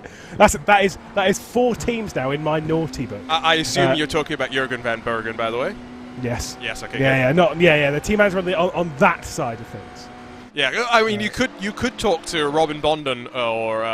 I'd chat to anyone who would listen to my complaining at that point. To be honest. Yeah. No, 4 teams. Furious. If you're gonna have multiple cars in a race, give them different liveries. Oh, the best one was I forget what it was. It was probably the iRacing Roar. So we're talking a week before the iRacing Daytona 24. I think we had 3 Sim RC entries in the touring car class. 2 of them actually had different highlighted colors. You know what I mean? Like they got purple mirrors. Yeah. One's got green mirrors. So they've got enough highlights that you can somewhat pick them apart. And then you get to the 3rd of the entries, which was an identical livery to one of the other 2. Yeah, right. It's just like, come on. You went to the effort to get almost there, and then decided it wasn't worth it to continue. Yeah, but this like mirrors are completely pointless. To be like, oh well, yeah, but we've got different mirror colours. Like, yeah, brilliant. That really stands out at 320k. No, it's the highlights. If it's just mirrors, yes, I agree. But if you've got enough highlights, it can be okay-ish sometimes. Jota in actual WEC, they were like, yeah, no, we've got different wheel nut colours. Wait, what? Wheel nut colours? Excuse me, we're not that eagle-eyed. Yeah, like, cool, thanks. That's helped quite literally nobody. You know what has helped someone here? The traffic has helped Vlad Kimichev get a 1.3 second buffer, and now we get bump drafting in the LMDH class as Josh Ladd, again with the questionable lines that you were referring to about a lap ago, ducks down below the apron.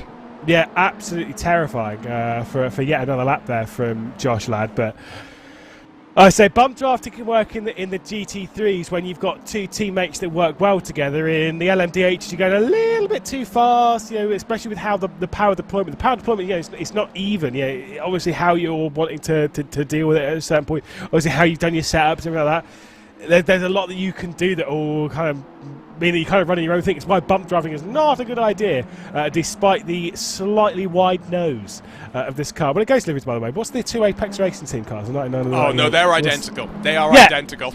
Right, so the Apex Racing Team, you got in my naughty book. Well, you want it? Okay. Unacceptable. I'm not going to throw the specific member of the Apex Racing Team under the bus that told me this, but Lewis, they have different numbers. We should be able to pick them apart. You tell me the difference between the 98 and the 99 right now. Yeah, no way. Not that. Again, it's like I kind of get where you're coming from, but like at this point, which one's which? Which one's which? Which one's me?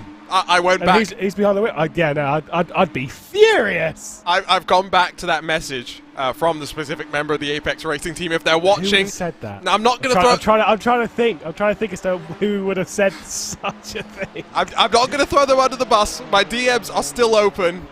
Get back to me. We'll have this conversation. I want an apology. Are they in this race? No, no, they're not driving. No. Oh, is it? Okay. They may be behind the scenes. But okay. Yeah. Okay. I think where we're going. I think I know where we're going on this. Well, I don't know what they're doing for this race. To be perfectly clear, front of the peloton in GT3, by the way, Chris Lullum has carved his way forward. 13 positions to sit on the podium right now. He's got Ascari Rene for that BS competition 95 behind him, and then Gal Valero in the 97 for the Apex Racing Team. Started to stretch out once again in this second little pack as they work their way to the line. And now the potential for Rene to work together with Lullum and potentially try and build up an advantage. But we're 50 minutes into this race, and the gap is 24 seconds between first and third. Let's leave the penalty aside for a second here, Lewis. Let's just forget that there's 15 seconds hanging over the number 99. 24 seconds in 50 minutes. I genuinely don't have words to describe what an incredible feat that is. Yeah, I'm glad this race is only 2 hours. Let's put it that way. But again, it's insanity because I don't say for example, like this red line car, which by the way, I'm still going with the prediction was pretty good because they have got up to third. I mean, let's be honest, Gianni Vecchio, he's not in this car. It's Lullum and Diogo Pinto. Lullum, who's done this first in. It's an incredible team, incredible drivers. Finally, Paddy Wolf comes into the pit lane. It's an incredible car. Same as with BS competition, the other Apex Racing Team, Urano. They're all really, really strong cars. They're just made to look distinctly not special in this race because when two people come together, whoa, hello, that was an almost return to the racing line and an almost return to the pit lane for Lullum. That was scary. Yep, that was... Sometimes you get those nervy moments and you just have to say, okay, we survived, let's forget about it and never think about it again. Learn from it and move on. Yes, I did get a message back from that member of the Apex Racing Team, by the way, so they are watching and listening. All will become clear soon. Does this mean that we're just going to get clear cars from the Apex Racing Team in the future? Does this mean that we're going to get colours on each of the cars, please? Because if it's not that, I literally don't care. You've seen Brandon Traino's red Indy car, right? Yeah, I have. The Apex Racing Team is capable of running with colours, so I'm just saying. Look at the big red machine that's in this race. I mean, I will say Ascari Rene's car is a little bit tricky to pull out from the normal BS competition. But there you go, boom. Can't miss this one. I can look at that, and from miles away, I can tell two things. Number one, that is a BS competition car. And it's number a different two, one. It's not that one. Yeah, that's the most important thing as well, is that it's a different... Oh, going back to the Apex cars, it's not just Brandon Traino that's had a Dallara IR18 in different colours. This may be before your time really focusing on iRacing, Lewis, but Zach Campbell, in the month of May, once had a gold car. Ooh. Yeah, it was properly nice. Obviously, they can't pick green because green's the academy colour. True. We do have at least that separation. They're not that evil to make us confused between the Apex Racing team cars and the Apex Racing Academy cars. No, but I think that there just needs to be, like I say, with your team, whatever way it is, you need to make an obvious way of making the colours and the cars separated. Because, like, there are a lot of teams that don't even bother. There are a lot of teams that do, like even Williams Esports. At least they, classic that I'm talking about them in this race, and they haven't. Banter. But normally it's a white fronted car, and then when they do Razor and it's bright green, and they do Chill Blast, it's blue. They got Placey as well, which is orange on the front. Never seen that car in competition. I've not seen that car. No, I was going to say I've not seen that one. I've seen it in screenshots, just never out on track. Benke one, they make it nice and purple in front. The thing is, they do something to separate each of the cars, and I like that. In a lot of their major competitions, I like the fact they do that. I like the BS competition do that. I like that Redline. They typically throw out a couple of other liveries and such. Teams need to do this more because we're idiots. Oh no, we are. We are very. And we need all the help we can get. As much help and then some more, if you could. Just scrolling through the social medias, by the way, you mentioned Gianni Vecchio, 3-time winner in BMW competition here at Daytona. Not in the field today, and it turns out for good reason, as we see Josh Ladd down the inside get back up into second place. As Pedro Sanchez Albert with the up and under almost runs right into the back of him, but able to slow the momentum down just in the nick of time to pop to the outside into the international horseshoe. They really are starting to pick up this battle and almost push each other off the corner. Yeah, this is a sketchy fight once again. It's just allowing the top to grow. What is going on? Weaving. Calm it down, sir. Neither of these two are particularly happy with each other. Pedro Santos Albert seeing that gap growing up to 1.5 seconds to Vlad Kimichev, and Josh Ladd is not pleased with the group behind at all, and the group behind is not pleased with him. This is very sketchy, and Vlad Kimichev is about the only person inside the top 5 that's really happy right now. Let's see this once again from on board. Yeah, sorry. The pair of them weaving. Yeah, that's unacceptable. Pair of them are weaving, but I'm going to put more of that sorry on Josh Ladd. You're the car in front.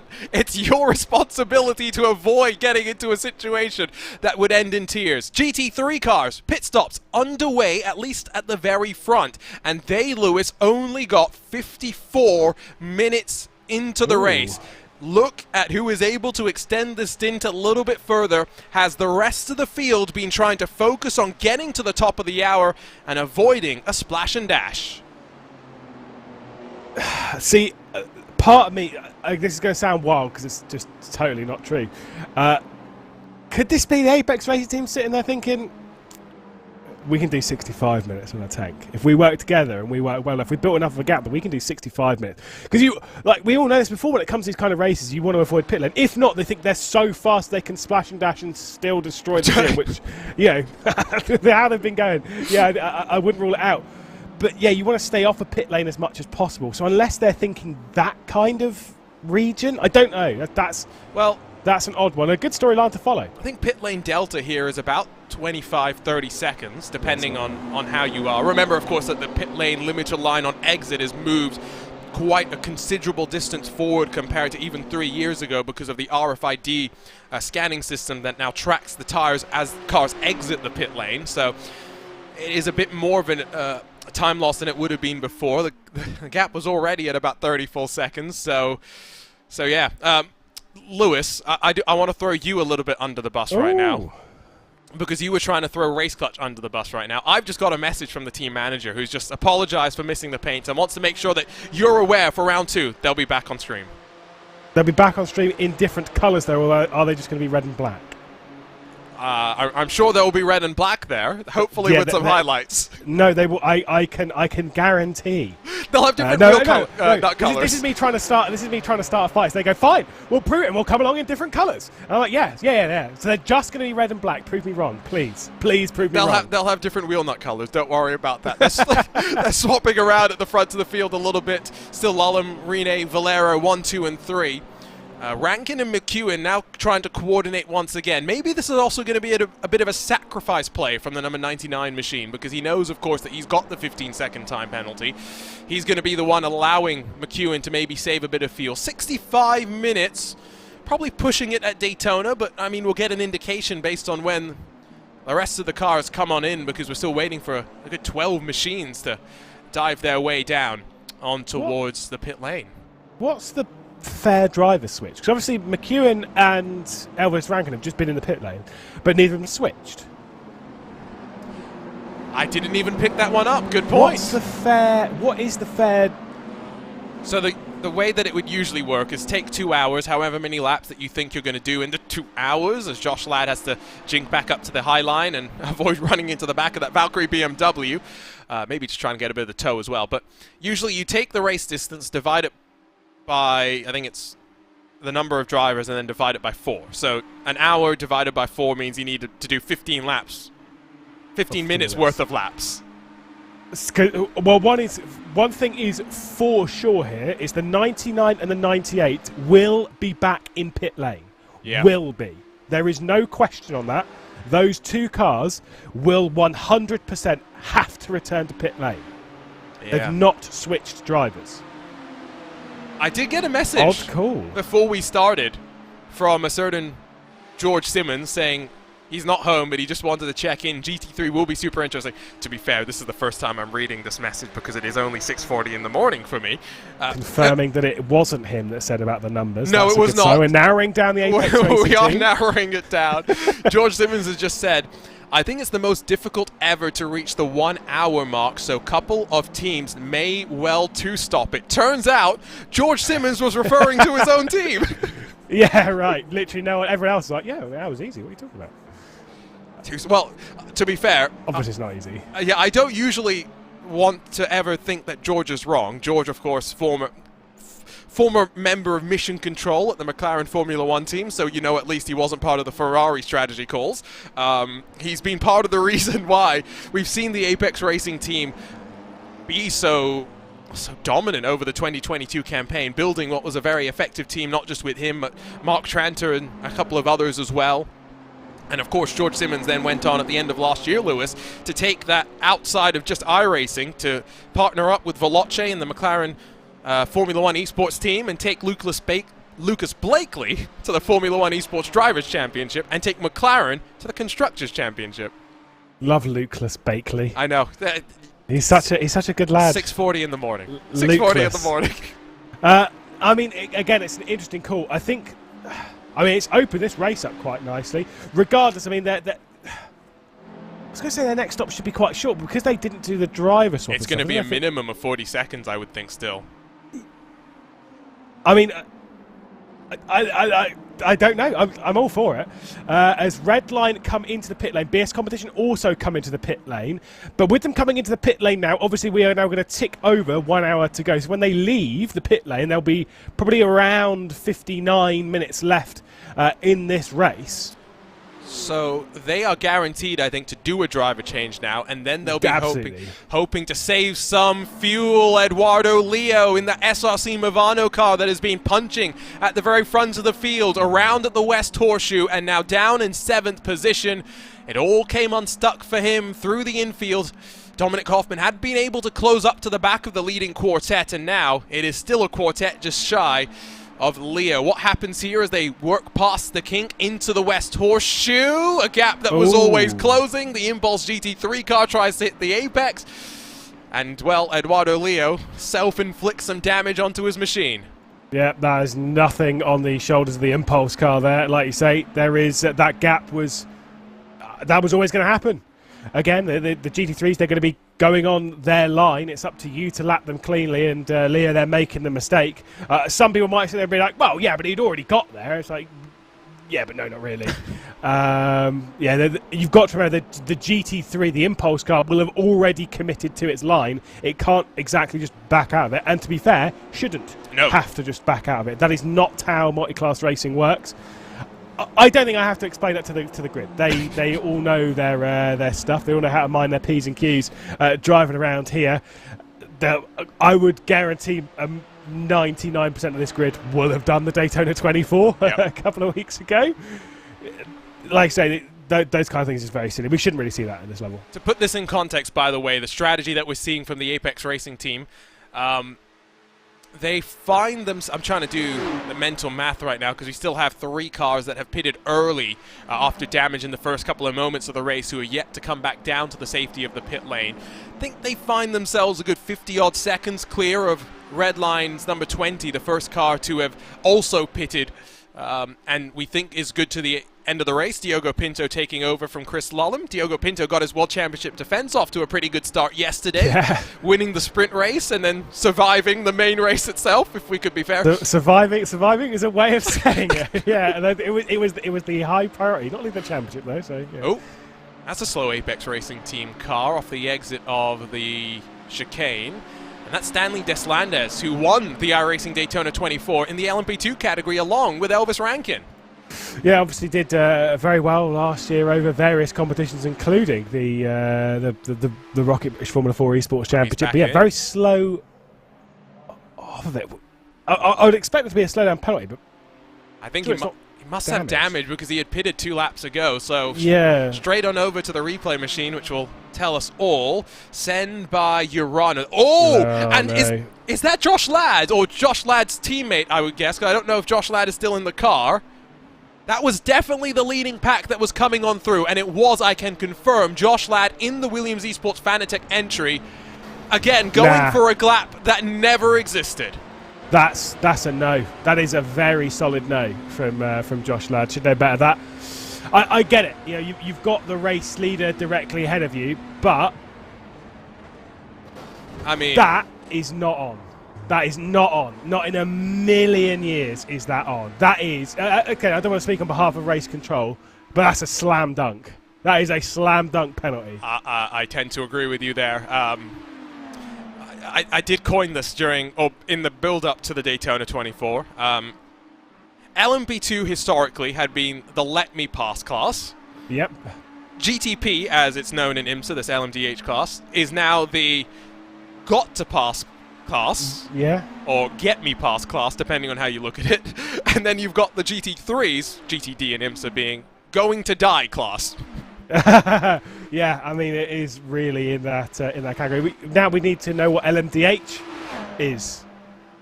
Oh. Now we have to think about that. Help us in chat. Let us know. Yeah. What does LMDH stand for? Not obviously its real meaning. We kind of get that one. but what does it mean if LMP has let me pass? Because it really is in that category, isn't it? Someone's going to jump into chat and say, Lewis, we all know it means Le Mans Daytona hybrid. The hybrid. It's like, yes. No, we know. We know that. That's not funny enough. We need more comedy. So I've seen a couple of comments in the chats already just saying, well, the LMDH car had nowhere to go. He had nowhere to go because he put himself. He sent it. Yeah, he put himself in that position. Let's be honest. I will recognize and concede that it is a very difficult thing to judge. Down the inside into that chicane, you lose the references on the outside because the GT cars are going to be blocking the number boards and whatnot. But at the end of the day, it is your responsibility to pass safely. That GT3 car cannot make the corner if the Williams car gets through without any contact. The LMDH car is the one that instigates that position. It is as simple as that. Okay, confirmation, by the way, in the GT3 class, Lewis. The gap between the 98, race-leading 98 car, once you factor in the penalty, and Diogo Pinto, 53 seconds. Right. Okay. 53 seconds. Even if they needed almost a full service pit stop, as in do the driver swap and come back out, they're in position to be able to win this race. Well, we'll have to wait and see. We'll talk back again in 54 minutes to see. Also, got a shout out to Mark Custis here. Let me dive hard. Ooh. LMDH. That's pretty good. That is pretty good. That is pretty good. And it's about right because, as I say, I will concede. Yeah, I've done my fair share of higher level, of murdering. Definitely. Driving around in what was an LMP1 back then, but this is sort of 2015, 2016 stuff in sim racing. Doing that high level stuff, the higher category stuff, and trying to navigate some lower category stuff can be very, very difficult. There is a way of doing it, and there is a way of doing it well. I was always way too cautious because those kind of things, those are the mistakes that you make, right? And some people can kind of do them, and it's as if they can just get away with it. that is a scenario where it's like it's frustrating, but you have to accept that you're just going to lose time. You kind of go, well, yeah, but a racing driver's never going to accept they're going to lose time. It's like, well, tough. You're racing in the wrong category if you can't accept that. If you can't accept that you're going to lose time for something like that, then multi-class racing is not for you. Josh Ladd made a significant error there, if I'm completely honest, and yeah. It is what it is. It is what it is. No, I think that's the best way to put it. That was another nervy moment as a LMDH car dipped down below. It was half on the apron, half still on the banking, trying to pass to Yogo Pinto and company. I didn't mention, by the way, Ollie Steinbrat, a new team for him, Tushek.eu Esports. Definitely not one I'm familiar with here, Lewis. Nope. Not sure about you. No, not a clue. I mean, to be fair, sometimes in these races we get random team names that come in, and I'm like, yeah. That doesn't look random though, because they've got a logo and everything. Exactly. Honestly, don't know. I will say, I do quite like that livery. It's understated in the right ways. It just looks smart. Although I will say the green on it, because obviously the number boards and IMSA. All that, yeah, the IMSA stuff, that looks horrible in that livery. But I'd say the rest of the livery looks pretty good. By the way, the number one of the 97, in a shock to absolutely no one, was under investigation, and almost immediately, literally, like race control, like it's under investigation. 5 seconds later, came back in and went, it's 10-second time penalty to the number one. It was like, that is not a shock. So Josh Ladd has a 10-second time penalty for the navigating, shall we say, of back markers going through the Le Mans bus stop. I'm just saying, that was if predictable. Yeah, if this was a Dakar and that was the job your navigator did. Oh yeah, sacked. No, sacked immediately during the stage itself. Get out, open the door, send him out, and get a new one in. So that's going to drop him back to. It's going to drop him back behind Mike Partington, to be honest. So he's going to drop to 8th position. So we'll track, of course, 2 penalties that we're aware of right now, Lewis. Of course, 10 seconds to the number 1, 15 seconds to the number 99. One of those going to have a major impact. One of those likely going to have no impact. But we will wait and see how the rest of things play out. Still some fighting going on. Do remember, of course, this is not about qualification for BMW Sim Live anymore. It's about getting championship points to be at the in the top 12 of the championship, I think it is, in each class. Come the end of the 10 races when we pay out our season prize pool, and so Valtteri Alander trying to hold off Race Clutch and Rick Yonk, but also Eduardo Leo on his recovery in the SRC Movano car. Yeah, like I said, there's a lot to play for. I mean, we liked this the change last year when we moved it away from the win and you're in kind of thing to opening up. I mean, I quite like the win and you're in, but after 2 or 3 rounds, it becomes a complete cluster and confusion. To be like, so they took a win, so then it goes back to, nope, they've taken a win, so it goes, nope, so they've, yep, them. And it's like, but they've also qualified this season, and it's like, there's a lot to think of in this race, whereas I quite like, it's a championship now, you know, with some money per race. I mean, so you might say, well, it's a bit more boring, isn't it? It's like, well, to be honest, no, I don't think it is. We have some races where there are quieter sections here in the. Obviously, when it was just the GT3s, when it was the Sim 120s, but obviously now in the BMW M Sim Cup, we've had quieter portions of races, but I don't think we typically have boring races. Right? There's always something going on, which I do quite like, as Race Clutch blew out a little bit wide, just allowing BS Turner to come back into this fight. Yeah, I think we did have a format by which the previous races kind of went. 10 minutes, 15 minutes of carnage as drivers tried to jockey for position. Then we got into the fuel saving, right? Everyone got into a line and we knew the numbers that we were trying to hit to do whatever we had to do, knowing as well that especially last year we were changing tires pretty regularly. The question was 0 tires, 2 tires, or 4 tires, but which was excellent, by the way. Which was great, but most of the time we knew that you weren't just taking fuel, so there was actually added incentive to save the fuel because that was separate from the tires. Then we had the calm before the pit stop storm, and after that it was basically pedal to the metal, go, go, go for everybody. It was drive as fast as you can. I don't feel like we're going to have a formula this time around, though, if I can be completely honest. That is a very, very damaged ouch, and very crabbing BS competition car, as Ryan Barneveld will bring it down onto pit lane. I can only assume shenanigans have occurred. Definitely. That's a significant amount of there. It's not you say normally at this level. That is surely with that level that is assisted. Oh, you're not gonna enjoy this one, Lewis. Oh, who is it? Who is it? I mean, oh no. Yep, you could tell what's coming. It's out of turn number 4. We said if you want to bump draft, you've got to be a bit smarter about it. And well, sorry, Diogo Pinto, that was not very smart. No, and guess what? Slam dunk penalty. Yep, that's probably going to be a slam dunk penalty on our world champion. Yep, like I say, coming in way too fast, and he lifts the rear as well. Yeah, well, this is something which you will learn an awful lot if you've done any super speedway racing in NASCAR and stock cars. Is that it's not just about it was the speed differential that Diogo Pinto had versus Ryan Barnard, but it was also where that contact was made. Obviously, I'm not talking about like, oh, it was on the exit of NASCAR 4.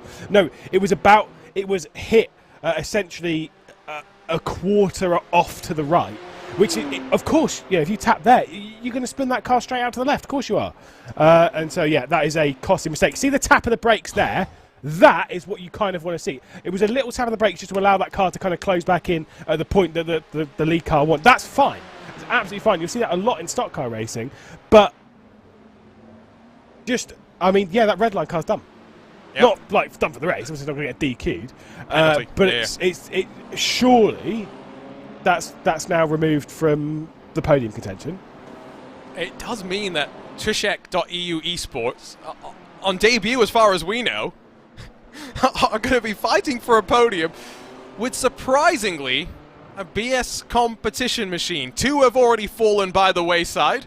Of course, Reina Talvar got the ding from the Apex. Oh, okay, sorry. I don't want to open up old wounds here, Lewis, but that is a second time in 2.5, 3 weeks that Reina Talvar has been tagged from behind by an Apex Racing Team car. The difference was here today, it took him out of the race.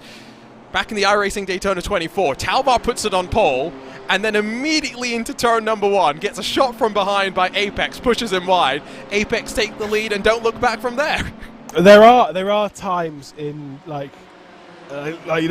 we've had it before when it comes to racing, whatever, whether it's a team, whether it's a driver or whatever, where it's all you're always making contact with the same people, and this happens in real life as well. Of course, anyone remember back to 2011 with Lewis Hamilton and Felipe Massa? Oh yes, and then you had Kevin Magnussen, Nico Hulkenberg. Yeah, it's like for whatever reason, these two people, 2 groups, where they keep finding themselves on track in the same position at the same time, and normally it ends badly. And the thing is when it ends badly, you're expecting it to end badly the next time. So what I'm saying is that we'll probably see this again in future because they're expecting it now. And when you're expecting it and you're trying to kind of avoid it, you can actually end up making it much, much, much worse. Yeah. And so that's something to keep an eye out for in 2023. Sorry, Rainer. It's a storyline, that's for sure. Something to look forward to. And by look forward to, I mean not for anyone involved, literally. Third time's the charm. So I'm sure the third time that Reino gets a shot from behind, something will happen. It'll be into victory. Yes, he'll get pushed to victory. He'll get the bump from behind at Daytona and it'll come full circle.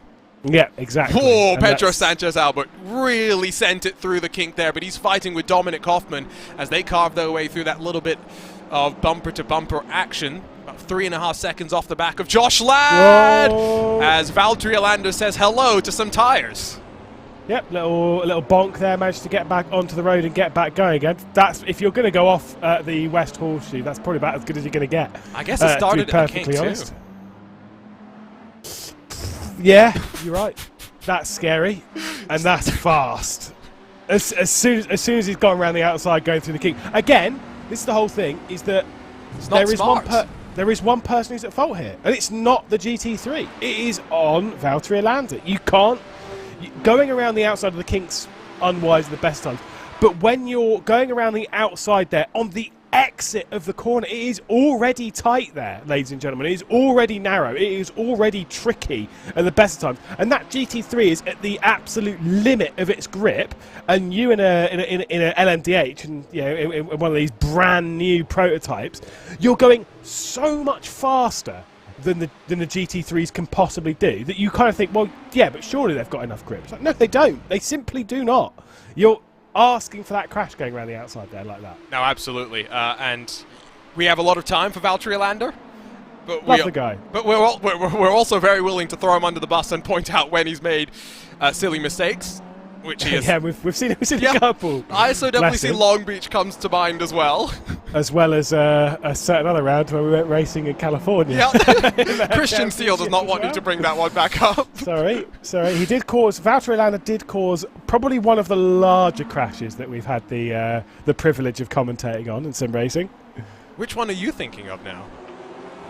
I mean, it was a pretty big crash coming towards the line at California. Oh, it was. No, it was. Yeah. But yeah, I commentate on a lot of off-road racing, so you know.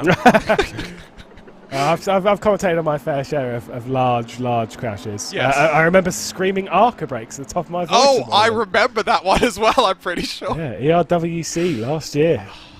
Oh, yeah, and I'm going to have to get ready for you shouting that in my ear this time. Yeah. You know, knock on wood, UK Embassy. I'm still waiting. I can't help you with that one. No, you can't, unfortunately. Can't help you with that one. I've only just found my passport again, mate. I don't want to help anyone else getting abroad. 42 minutes to go, so we're about to enter into the pit stop window for the GTPs as well to get to the very end of the race, so expect them to be diving on in momentarily. I would likely assume Valtteri Lander bleeds another position, this time to Manuel Sudau in that Maniti racing car. That's one of the storylines that we should also talk about, Lewis. We've had a pretty wacky off-season, pretty silly season if we can be honest. Beneke leaving Team Redline, for example, just a handful of the moves that we've seen over the course of the winter. But I think with so much craziness at the very top level, it's some of the other stories that maybe slip through the cracks. For example, the fact that Team RSO, a team that I've raced against and I've commentated on for years now at this point, somewhat disbanding and dissolving their operations, and so a lot of the drivers from RSO that have been in special event top splits under that banner have joined up with another major team that we love to talk about a lot. They've joined up with Maniti Racing, so it's good to see some very capable sim racers getting a new home at a place where hopefully they can only continue to grow. Yeah, I mean, I say this is the kind of thing. I mean, RSO were a team that it's not only, we did see them in certain events and stuff, but we typically see them for the most part out in, or used to anyway, out in the special events, right? Not necessarily in a lot of the larger championships and whatnot, whereas like teams like Maniti and Urano and obviously Apex, BS competition that we've got on our screen here, and Redline and Command, they all appear in the special events, but they also appear for the majority in respective championships, and sometimes that can be quite hard to make a team continue on when you're not taking part in championships left, right and centre. As we, again, whilst I'm waffling on about that, of course it is the second pit stop for the Apex Racing team. They should still be in a very comfortable spot here. Yeah, we're still expecting them to emerge as leaders, especially given that as we take a look top and bottom at where Diego Pinto is, he is just about coming out of that Le Mans chicane, as the Tushek 012 and the BS competition number 7 tucked up behind as well. But as Michael Yanni releases himself off the limiter as he gets towards the line, he's got 99 with Maxence Godino behind the wheel. That's a new name to me in the Apex Racing team camp that I haven't heard before. Very much looking forward to seeing how they'll get along. But of course, that 99 car, the one that's got the 15-second time penalty and the margins off of pit road, Lewis, well, it's 13 and a bit seconds back to third spot. Yep, and to what will actually be third spot, it'll be 14 seconds because the number 20 Team Redline car has just received a 10-second time penalty, of which absolutely no one is shocked by. Obviously, courtesy of that bump draft in between Pinto and Ryan Barneveld. I mean, it was expected. It was expected. 10-second time penalty is BS competition looking to bully their way onto the podium straight down the inside. That was a bold move. We're getting some interesting conversation in our chats, by the way, about that incident with Valtteri Lander and expectations for GT3 and LMDH cars when making passes in traffic. I don't think I can make it. Oh, as we got LMDH pit stop, so we'll come back to that in a moment. You got Vlad Kimichev, Josh Ladd, Pedro Sanchez-Albert all down. Eduardo Leo is going to extend the stint a lap further and maybe try and spend a little less time in the pit lane, but of course driver changes forthcoming. Kimichev out, Wallmeyer in, Sanchez-Albert out, Pablo Lazar will jump in, and of course Ate Kauppinen, who was part of the Williams Esports Mahler team that was looking good to win LMP2 in the iRacing Daytona 24, steps on up to the GTP. He takes him over from Josh Ladd in that Williams Esports Fanatec car that of course does have the time penalty to come at the end of the race. Off and away for Jonas Wallmeyer after spending 33.3 seconds stationary. Like it. Yeah, he's going to have... Clean number. He's going to have Ate Kauppinen between him and the two contenders that he will be really thinking about as well, in the form of Urano's number 90 with Daniel Lorenzo taking over from Dominic Hoffman, and then Pablo Lazar. So I think this works out very, very nicely for that 91 machine. Yeah, like I say, we'll have to wait and see when the rest of the contingent, by the rest of the contingent, I mean SLC Movado Corsaverde and HS Racing Sniff, which did go an awful lot further last time. Should be a slightly shorter stop, but like probably not by enough. 91's looking like it's in a very good spot, but obviously driver switches and such can really affect consistency in these kind of races, especially in cars that are this tricky to drive. So I think we've got a bit of a race coming in for the next 37 minutes. We'll have to wait and see. To go back to the point now, what we were talking about when it comes to that move with Valtteri Landa, just very quick to point out, because I've been on both sides of this when it comes to disagreeing with it and then agreeing with it, right, as to like who was at fault or whatever. Because I remember back, it was one of the rounds in WEC. It was at Silverstone, and it was coming through what is turn 2, so the farm curve, the very fast left-hander. I'm pretty sure it was Brendan Hartley in the LMP1 Porsche who'd gone around the outside of a GTE there and had caused an awfully large crash. And I remember sat there and hearing them on the comment saying, well, yeah, Brendan Hartley shouldn't go there. And I'm sort of sat there thinking, yeah, but he kind of could though, couldn't he? He should have, absolutely fine. And then I raced in the LMP1, yes, be it on iRacing or elsewhere, and then you start to realise what is a good move and what isn't. And Valtteri Landa sure could have gone where he went. Wasn't a good move. But like, I have seen it in chat being discussed of like the GT3 should never race in LMDH. So that is absolutely correct. A GT3 should never race in LMDH. But that's not what was happening there. The GT3, as you are told in the lower categories, always follow your racing line, and it is the higher categories' responsibility to lap cleanly. Did Valtteri Landa responsibly lap cleanly? No. I agree with everything you said, but I'm also going to put it maybe slightly differently to how you've just put it, which is that Valtteri Landa ran as normal through that corner. Right? He expected that the GT3 car was going to give him space and that the GT3 car was going to compromise itself so that Valtteri Landa would not have to compromise himself. It's the same thing that you have when you race in a multi-class race with touring cars. You have to understand the nature of the slower class vehicles so that you can pass in the most efficient way. It means that the other car doesn't lose too much time. It means you lose the least time possible as well.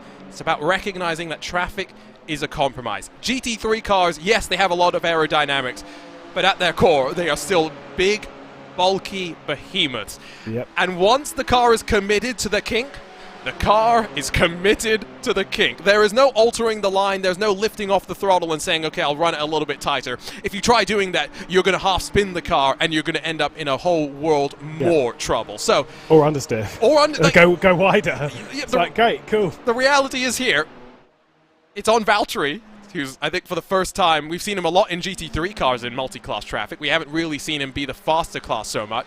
He's just having to understand and go through the reps. You can't sit in a classroom and learn how to work through traffic, just like you can't sit in a classroom and truly learn how to fly an F-16. You've got to get up there in the sky. I will say, thankfully in this kind of scenario, that there is one person that has paid the price for that, and that was Valtteri Landa. The right person. Right?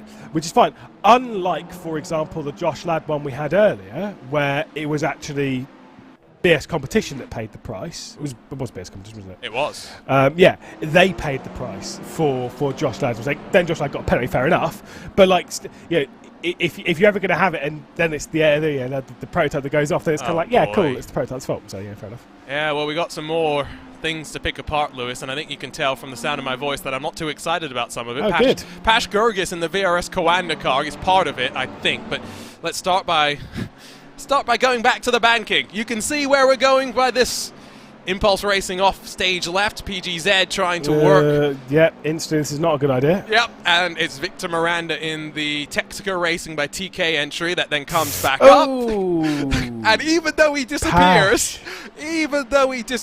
trying to stay out of harm's way, poor Pash Gergis could do nothing. No, you can see the car coming. He tries to avoid. Like I say, I will say at this point, when you're all not perfectly in line, bump drafting's already a bad idea. You know, there's not much Pash can do. There's not much. There is not much that car. I mean, I've got to say, yeah, there's not much the other car can do as well. You can see how much they're holding onto the brakes. And when you hold onto the brakes when you're sliding out, you typically go in a straight line. But then when you got the banking and whatnot, you kind of move over all the place. Going at that high speed, you've got such a narrow window to react. That is extremely, extremely unfortunate. Let's see if we can. I want to get a better understanding of what actually happens, though, here. So let's jump on board with the Altus Esports car. I think this is Carlos Fenalosa behind the wheel. Yeah, it's all just a bit clumsy more than anything. It's hard to say it's anyone's fault in particular, if we can also just be a bit fair. I agree. Yeah. I agree. It's not. If I were like race control trying to nail that one down, I would have a very hard time being like, who's actually at fault. I mean, like, you're playing a risky game when you're that close, but that kind of unpredictable to each other. And at that point, yeah, especially if you're that third car, just lift off. Save that extra little bit of fuel because you're not going to gain any more time. You're going into a braking zone as well. Just lift off. Give the couple of cars ahead some space so they can kind of back off. The problem is when you've got three cars that are that close, the third car is so close to the second car that's so close to the first car that then all those cars, like for the first car to get onto the brakes, the third car has to get onto the brakes first, then the second to give the space for the first car to get onto the brakes. And the moment that none of those things are lining up, if the first car wants to get onto the brakes early, they cannot because it will be into the path of everyone else. You're asking for trouble. I must say, Lewis, we had to wait a month or so before we were back in the virtual commentary booth for some BMW action. It's been a long time. Unfortunately, the only thing I'm disappointed about is the fact that I got to deal with you again for another year. Yeah, well, not for every weekend, thankfully. You get a couple off. You're not quite like Luke Crane, who almost, despite all the issues yesterday, basically has to deal with me for 4 consecutive weekends. The poor guy. Poor guy, man. 2 in person as well. Oh, poor guy. Literally the worst. Yeah. Confirmation as well, by the way, that the Apex Racing 15-second penalty is not going to matter. Still looks like it will be a 1 and 2 pretty handily for Apex right now, with Michael Ianni still leading over Maxence Godino, the 99 behind the 98, and of course it's the 99 that will get the 15-second penalty come the drop of the checkered flag, courtesy of its involvement in the retiring of Rainer Talvar in that BS competition car. I said retiring. Who's still out there on track? It is Rainer Talvar. How many laps down? He's, 43 laps down from his race leader? I was going to say, they've gone... I was absolutely sure that car had retired, so they've gone back out again. They do get a fast repair in this series. Yeah, but then why wouldn't you have taken it earlier? Yeah, because they did spend 76 minutes in the pit lane. Yeah, so I mean... I don't blame them. Like that is not me like blaming them for it, because I can understand that level of frustration, because they would have put in so much work and to be spun around. You effectively can't win the race from that point. Hey, just to clarify as well, that's in seconds. So if you do 4,604 divided by 60, you'll get the number of minutes that they spent in the pit lane itself. So yeah, 3,600 is an hour. Is an hour. So they're already 1,000 seconds over. Oh, you know what? Probably who would Rainer have been teamed up with? That's the question. Probably Phil Denez, you'd have to assume, right? Oh, they don't want to lose as much like Saturday and iRacing. Well, no, maybe they just told Phil, you know what, it's too early in the morning for you, go sleep. Because yes, for Phil Denez, the race session, so when the practice for this race would have started, it would have been 5 a.m. 5:30 is qualifying. That's not early. It's not that bad. I mean, I was up at 2:15 yesterday and then had the race red flagged. I was not happy. I was not impressed with that. Did you go back to bed though? No. Exactly. No sympathy. Yeah. Well, I decided to focus my efforts on that other German manufacturer. Actually, how did that go? We started by focusing on a certain Italian manufacturer. If Lego is listening, by the way, we need some Lego models of either the GT3 or They're this not gonna car, be happy. or They're this not gonna be happy that you LMDH, called- please. They're not going to be happy that you called them Lego. Lego Group, is that what I meant to call them? Yeah. Am I really? Yeah, no, genuinely, there is a book downstairs that I was handed a year ago that's all the do's and don'ts with the Lego Group. I find You can't call something like, if you're talking about one of those Lego Porsches, you can't say, oh, that Lego Porsche. No, it's the You've Lego got to call it Technic Porsche You've got to call it a 911. Lego Technic. Yeah, you can't. It's like, no. There's lots of ifs and buts. And also, they want you not to swear on broadcast, which is... difficult for some, Very apparently. difficult. Very difficult. Difficult for me. I will say I very much enjoyed my experience building the Lego Technic BMW M1000RR. Nice. I think I got everyone happy there, both BMW and Lego, for saying everything properly. That, of course, is the BMW bike. Just under 2,000 pieces. Really, really, it's sitting right next to me, to be honest. I've played with it, but I've not built it. And played with it, I do literally mean as you would do if you were a 7-year-old child. Oh, I mean, here's the thing. When you're young, you want to build all these Legos, but you don't have the money to build them. Then when you get old, you have the money, hopefully, but not the time. to build, to build some of these Legos, but not the time. So yesterday, after we had that race red flagged, I literally sat down and finished a Lego kit that had been sitting untouched since August of last year. Dear. Yeah, it was not the best. Penalty has come down, by the way, for what we saw that retired Pash Gergis via the Texaco Racing by TK entry. A 10-second penalty for Logitech Altus Esports. It's not Logitech Altus Esports, it's Altus Esports. Whoa, that's my move. Get off of it. I mean, like I say, that one's so tricky to pull apart. I'm not going to disagree with race control on that one. I wouldn't want to anyway, because I want a job. Not on race control. Yes, no. Yeah, we've got too many links. Too many links that way with race control. They'll be furious if we start throwing them under the bus. Yeah, no. Hugo Luis, Paul Smith, Randy Cheneth, you're doing a great job. Just don't ask us to come do your job. No. I've been told as well in chat that it's technically the Lego Technic BMW M1000RR. So you don't, yeah. There we go. Get your facts right. Yeah, Martina. but I'm that's why you didn't win the second VCA series. So you mean now I'm guaranteed it this year? Got it. Okay, good. Dear. I've just we've got a very nice new BMW. We have a new GT4 BMW as well. Love a Lego Technic of the BMW hybrid. I know. Love it. Someone please heed our words. Battle for the lead, although it's not really a battle for the lead because we know we've got a 10-second time penalty for Ate Kalpanen in the Williams Esports car, and he's going to chop down below the yellow line. Eesh. That's going to stir up some more controversy. I have no doubt about that one, but he hit the front with 25 minutes to go and will now try and build, I guess, a 10-second time penalty. When are you allowed to go below the double yellow line? Final lap of the race. Exactly, and we are not there yet. So pump the brakes, lads. Oh, okay. Don't worry, Lewis. We don't. I won't have to deal with you for the entirety of the season because Paul Smith has generously volunteered to leave race control and join me in the broadcast booth, so you can switch over in the reverse direction. Oh, and I can go into the. Yeah, you can do race control. Absolutely not. I've said before, I have done. Genuinely in sim racing, in the last 10 years, I've probably done every role in sim racing at least once, and race control is the one that I would least like to do again. It's also the one it. that does not get paid that frequently in most series, and when they do get paid, they don't get truly recognized for what they do and the amount of stick that they often take for doing their jobs. This is the thing, is that like race control is a thankless task. Even if you're very good at what you do, and I'm not going to start naming names as to who's good at what they do because I want to be like, oh, well, actually, they gave me a penalty for. It's like, I literally don't care. I don't care.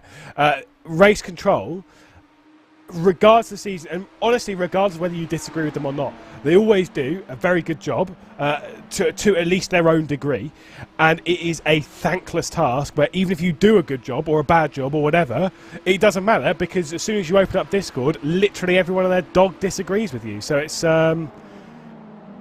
it's not a job that you'd want because you just all you're doing sitting there doing penalties, being like, yeah, that's the right call, and then as soon as you send it out, you sat there thinking like, are they gonna agree? I saw a really good comment. You can't think about that. Yeah, no, I saw a really good comment from someone running a series. Niels Naujoks, in fact, who's now getting experience of not just being a driver, but an event organizer as well, that described it the best.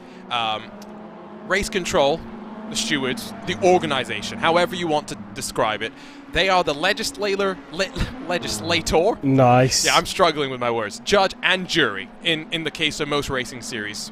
Yep. It's not for the drivers to interpret the rule book and then know the intentions of the race control while organizing it, as much as it is the job of the teams to understand the rule book as much as possible. If teams and drivers disagree with what race control says, that's fair enough, and constructive conversations can help improve the rule book and improve what drivers want from race control, which I think is also important.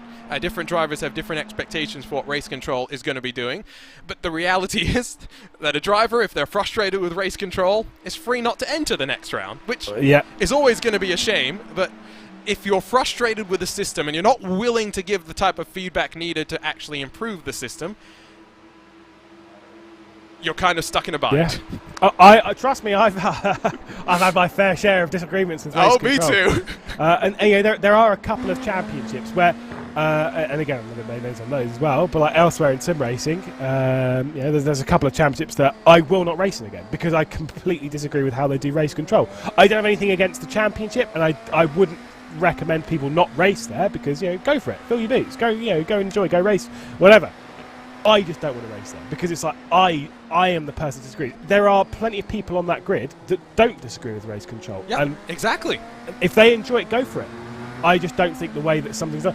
And like I say, there is room in sim racing for all of these, for championships that you do agree with, that you don't agree with, for stuff that you kind of impartial to. It doesn't matter. There is room in sim racing for all of it.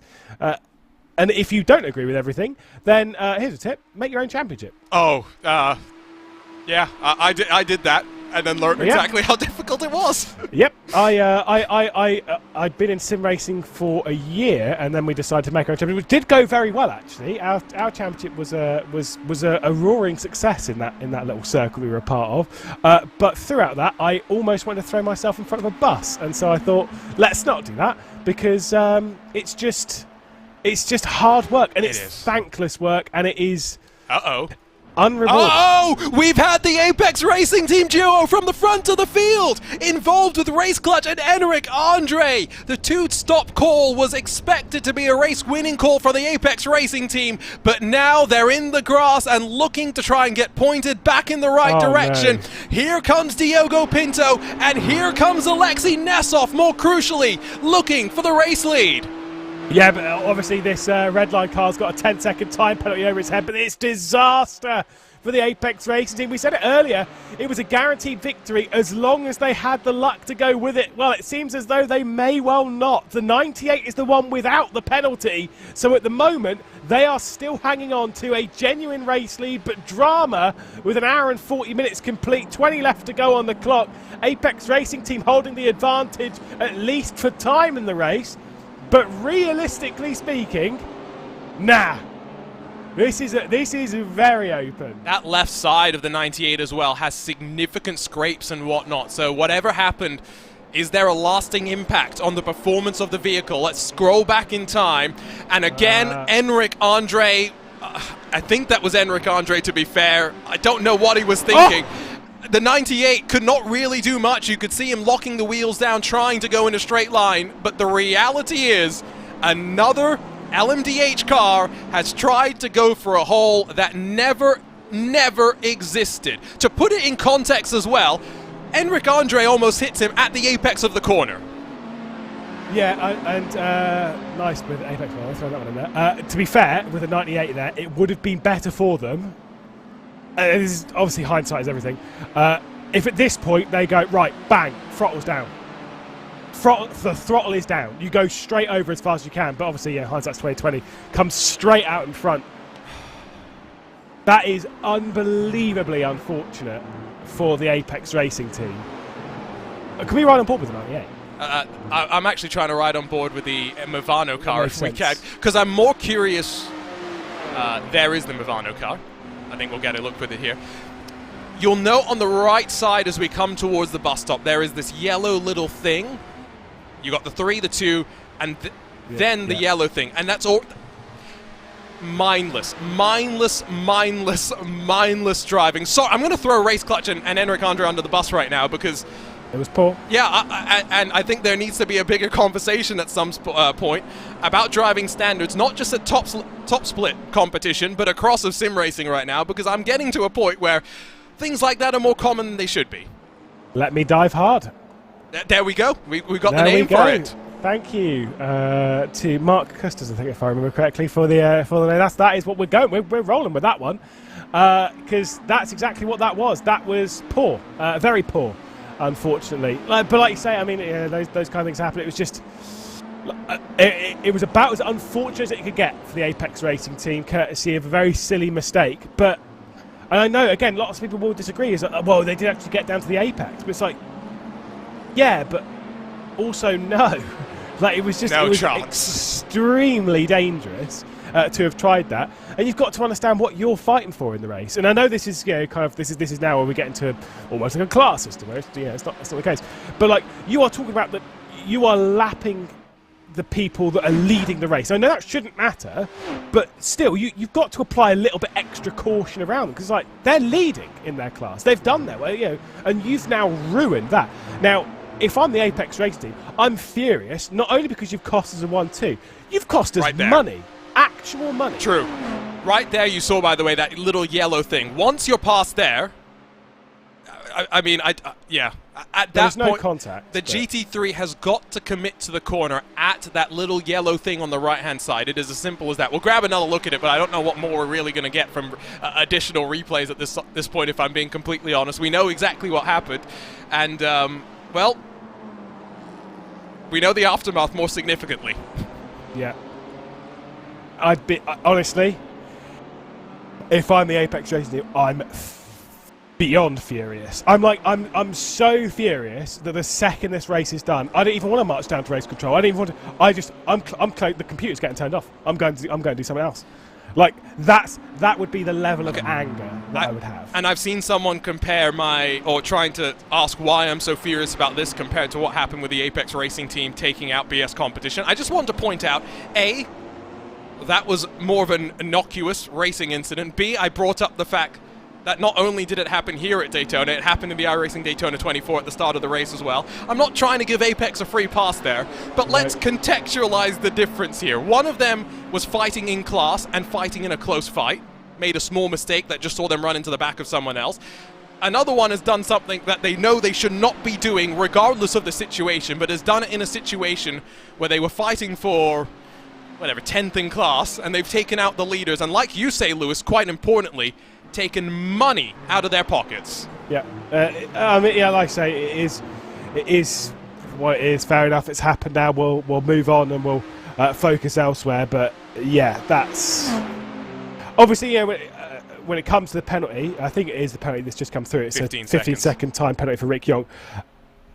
I would say that is fair because again, you penalise the incident, not the aftermath. Yeah, and that is fair. Right, because if we would have given a 15-second time penalty for that same thing against an LMDH versus a GT3 earlier for that incident, like it doesn't matter what position, the penalty still should remain the same. Of course it should, but then it's just like the frustration and the lack of logic is just much higher. And so yes, very, very irritating. Switches though for the race lead in the LMDH many a time. Ooh. Because Jonas Wallmeyer, Ate Kalpanen and Lorenzo all very, very close, as well as Lazar as well. Yeah, and this is now technically a three-way fight for the lead, remember, although Williams and Obsidian maybe try to take each other out, 3 wide off the corner now. I'm not sure if Ate Kalpanen actually knows if he's got a 10-second penalty. Maybe someone needs to get the memo over to them, but it is very much the battle between Urano's 91 and 90 and then Obsidian's 24 with a full 10 seconds up the road to Williams Esports Razor where Carl Jansen is behind the wheel of the 15. For Kalpanen, you just stay out of trouble and see if the other 3 trip up over themselves, because you never know. Very likely. We were saying the Apex Racing team were looking good for the victory. Not so good anymore. Yeah, and like you say, if you're Ate Kalpanen, I mean, if you're being really honest, it doesn't really happen at this level very often. You can almost force them into a mistake by just staying that bit close. They have to question when they're going to lift out or anything like that. You just kind of keeping them under pressure to a certain degree. That's all you can really do in this point. Because like I say, you've got a penalty over your shoulder. Surely they've been told by this point. But yeah, I mean, it's going to be an interesting fight regardless. But like I say, with it being Urano 1 and 2, what can Pablo Lazar do about that grouping ahead?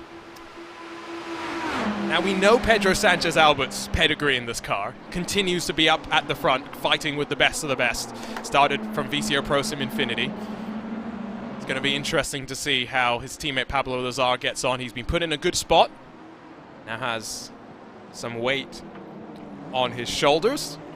And thank you for joining us. Opening round of this BMW M-Sim Cup, and it's had no shortage of drama, whether you're watching on RaceSpot TV or on the iRacing Esports Network. Do remember that we'll be back in, just over a month's time, March the 9th, when we return to the Sunshine State, although we will head over to the bumpy Sebring International Raceway, which saw a last lap physical pass for Phil Denez in the BS competition machine to get past Patrick Holtzman in the Team Redline Red car last year. We're going to be in for similar sorts of dramas. Well, you'll have to join us to find out.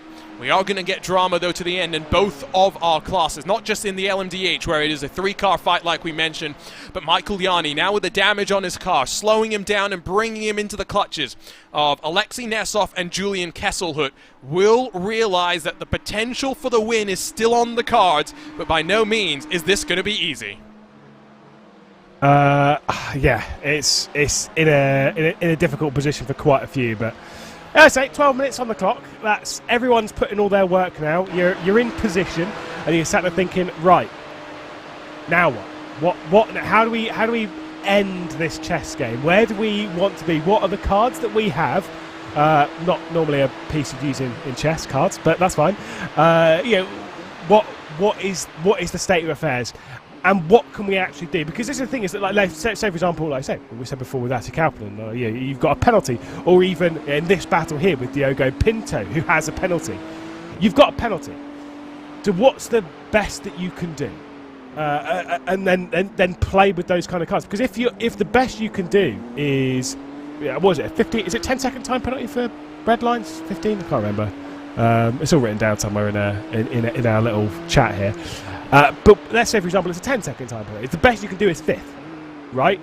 Okay, that's fine. Or worse, if it's 15 seconds, the best you can do is also 5th, but you have to make sure that you don't lose too much to the Touchek.eu esports car. At which point, you're now not thinking about battling for the lead or battling for the podium or even holding these people up. You want them to kind of do good lap times and get on with it, because it'll pull you away from that group. This is where the strategy really comes into it as to what you're fighting for as an individual.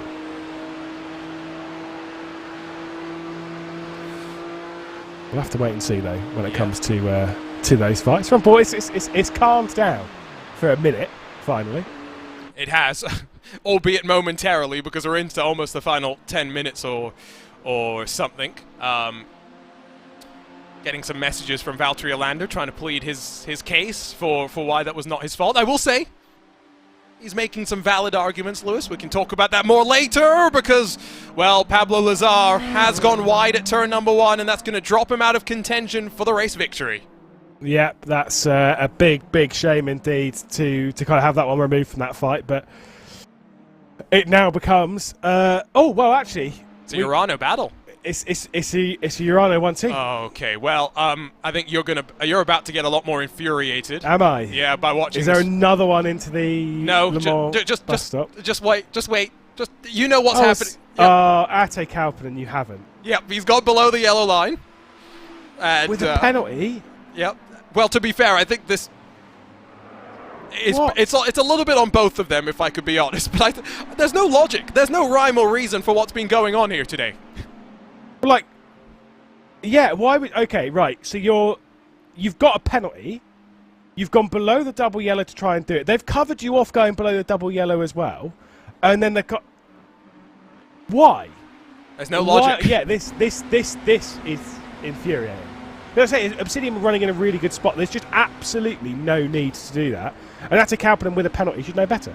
Absolutely. Like I said, and don't get me wrong, that is not me shifting all of the blame off of the Obsidian car and purely onto Williams, because they did their fair share in that as well. But that was very stupid. And if I'm Urano now, knowing that Williams have a penalty and all the silliness, let them take the lead. Just let them take the lead. Let them get on with it. They've got a penalty. True. And Obsidian's had to come down. Now, did that give them... It did give them a meatball flag, so maybe there was something else, but I don't think there was. That is going to be Obsidian Racing out of the top 10 now. And once you've got one penalty from race control, if you're going to be invited back to the steward's office again, you can always assume the second visit is going to go worse than the first one. Yep. Yeah, ooh, well, we've had a contentious start to this season, Argina, and we've not even reached a checkered flag yet. So I'm pretty sure we've got to buckle in, because I think there's more on the horizon as the BS Turner car gets past the leaders in the GT3 category, or will do once they've departed the international horseshoe. Apex just about hanging on to the race lead right now. Of course, Urano involved in that fight could well win both categories here, which would be a pretty handy start to the season, but it's not a guarantee. BS Competition are there in the big red machine, and I mean, it could be the white, blue and grey beating out all of the black and reds. It could be. Could. Nicholas Maz in our RaceBot TV YouTube chat, by the way, I think that this is quite pertinent. Of course, we had the HPD, the old open-wheel prototype, still available here on iRacing. The high-performance dive bomb is back, this time as a BMW. I think that's quite accurate for what we've seen here today. Love high-performance dive bomb. Yeah. That's good. Yeah, no, it's... Like, I mean, as I say, when it comes to the difference in speed, you don't really get that much more when it comes to multi-class stuff. Yeah, certainly not outside of Memeville. Than the LMDH versus GT3. It is an exceptionally large pace differential between the two, but yeah, like I say, we do come across as quite frustrated in the commentary booth today, and I think that's fair, because we are, because the LMDH this is a quality field, right? This is not a joke. This field is extremely strong. There is a large amount of prize money on the table, and a lot of the drivers have been playing pretty silly, as Alexei Nesov will take over the race lead from Michael Yanni, and Diogo Pinto might well come through as well. But again, a penalty on the nose of the Team Redline car, and nearly another one as they chopped off the nose of the Apex Racing team, one of the race clutch cars, I believe, coming the way through in this fight. Just 6 minutes left to go. Yeah, I don't think Michael Yanni is going to be able to do anything to hold the train even. It looks like the draft is really just swaying him down. Last time by was able to do a 44.9 comparing to a 44.6 for your race leader, new race leader Alexei Nesov, but he's going to be just relying on the 10-second time penalty for Diogo Pinto to bring him back up and onto the podium. I think you're right. It's fair to call out the fact that we are quite frustrated as well here, Lewis, but I mean, let's just open the door for some of our chats behind the scenes. This is definitely something that's been building. It's not just a reacting to the incidents that we have just seen here today. I even think back to Daytona, the 24 hours of Daytona here that we had a couple of weeks ago, and some of the moves made in the first hour, it was like people forgot that this was a 24-hour race and were thinking it was a 24-minute race. But we don't want to throw the blame onto any one team in particular, because you could go across the entirety of the sim racing universe and find dirt on everyone, including myself, and I'm sure on you as well, for things that we've done that are silly. I've killed many a people in multi-class racing by being silly. Yeah, and it's not just the top levels either, even a little bit lower. We're seeing a lot of the behaviors trickling down, but at some point enough is enough, and we're not going to really have much more to say. I'm getting word, by the way, that the second incident that saw the murdering of the Obsidian Racing car is going to be probably adjudicated post-race, so that's one penalty you won't know about before the end of the checkered flag. But yeah, I think this is just us boiling over, and we've reached our breaking point. No, absolutely, as Kesselhout down the inside of Diogo Pinto, looking to take over second in class. Already technically has second in class, but with 4 minutes left to go on the clock, just wants to get through the penalty-stricken Team Redline car. That's not going to let that one go just as yet, as the two Urano cars still trying to fend off Ate Kalpinen, and yet I'd still maintain that point. let him go. Yep, agree. Was that smoke coming through? I think there? that Or was. It was. Oh, it is? It's the Door Esports Yeah, LMDH, yeah. isn't it? It is. It's Jan Turdak who's just, well, rather patiently waited, used his F3 box, so kudos to him there, but it has not been the easiest of days for a handful of teams, including for Door Esports. Let's check out what happened to them as they worked past the Tushuk Esports car through the kink of turn 3, and whoa!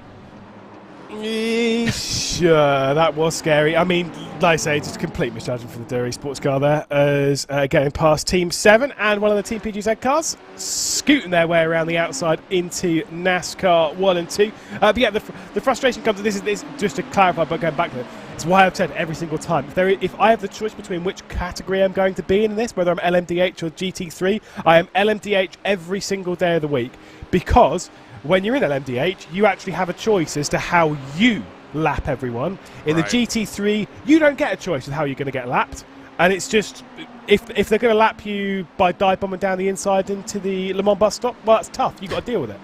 And I hate that. 2 and a bit minutes to go. Your race leaders coming out of NASCAR Turn 4. They will get past, I think, the GT3s one more time, which is going to take off a lap from that battle potentially, as they're going to go down to the apron to pass the side-by-side battle in that GT3 class. Alexei Nesov has been able to clear Diogo Pinto to the tune of about 0.8 of a second. I don't think we're in for a photo finish in the GT3 class, Lewis. It may be a photo finish effectively between the Urano teammates, though, at the very top of the field as they work through some more traffic. That was very, very scary indeed. But alas, getting through it nicely. Just about, I kind of agree with where you're coming from there. But that was the Tushak.eu car, Jesse Jones, getting past, and getting past pretty sketchily indeed, riding on board with Ate Kalpinen. There is definitely going to be a drag race to the line between these lot. And all I'm saying is I'm hoping it's not going to be an instant, because that's one thing this group doesn't want, because you've got two teammates in here that are battling over the race victory, and they've got Ate Kalpinen from Williams Esports that are not battling for victory. They're just a part of the fight. Obviously, they're going to go for it on track because iRating, etc., etc., etc., and all that kind of such. But still, when it comes to the actual championship, when it comes to the points being delivered out, it's one of the Altus cars going slow there over the left-hand side. There is only one more lap to decide who's going to be the victor. It's going to be a drag race from here. And the question is, who's going to be below the double yellow? And hopefully they don't tap the apron and cause an enormous crash. And I've seen that before. They would have been managing their battery. They would be in deploy mode right now. I just want to say Urano's done a great job so far today. Next round, just remember, number plates, please.